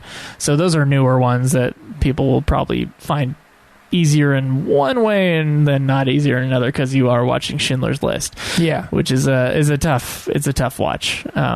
But yeah, my favorite genre, Drew, I was reminded, is the epic. Godfather as well, which I can't believe you haven't seen, Drew, and everybody is going to hear that and be like, what? I've watched it. I own it on Blu-ray now. Yeah, watch Godfather it and soon. Godfather 2, and go ahead and watch Godfather 3. It's fine. It's not as bad as people say. It's not as good as the others by like a long shot. So everybody hates it, but it's not a bad movie. All right, Joe. That's my recommendations. Next time for Patreon donors, that was the end of our film. That's the end of our podcast. We'll do our giveaway next time. We'll do 2, since we didn't do podcasts last month, or DVD giveaways. Okay. Anyway, all right. That was it. I just want to say, keep it G. I'm going to say it again here in a moment, but see you later. Yeah, keep it G.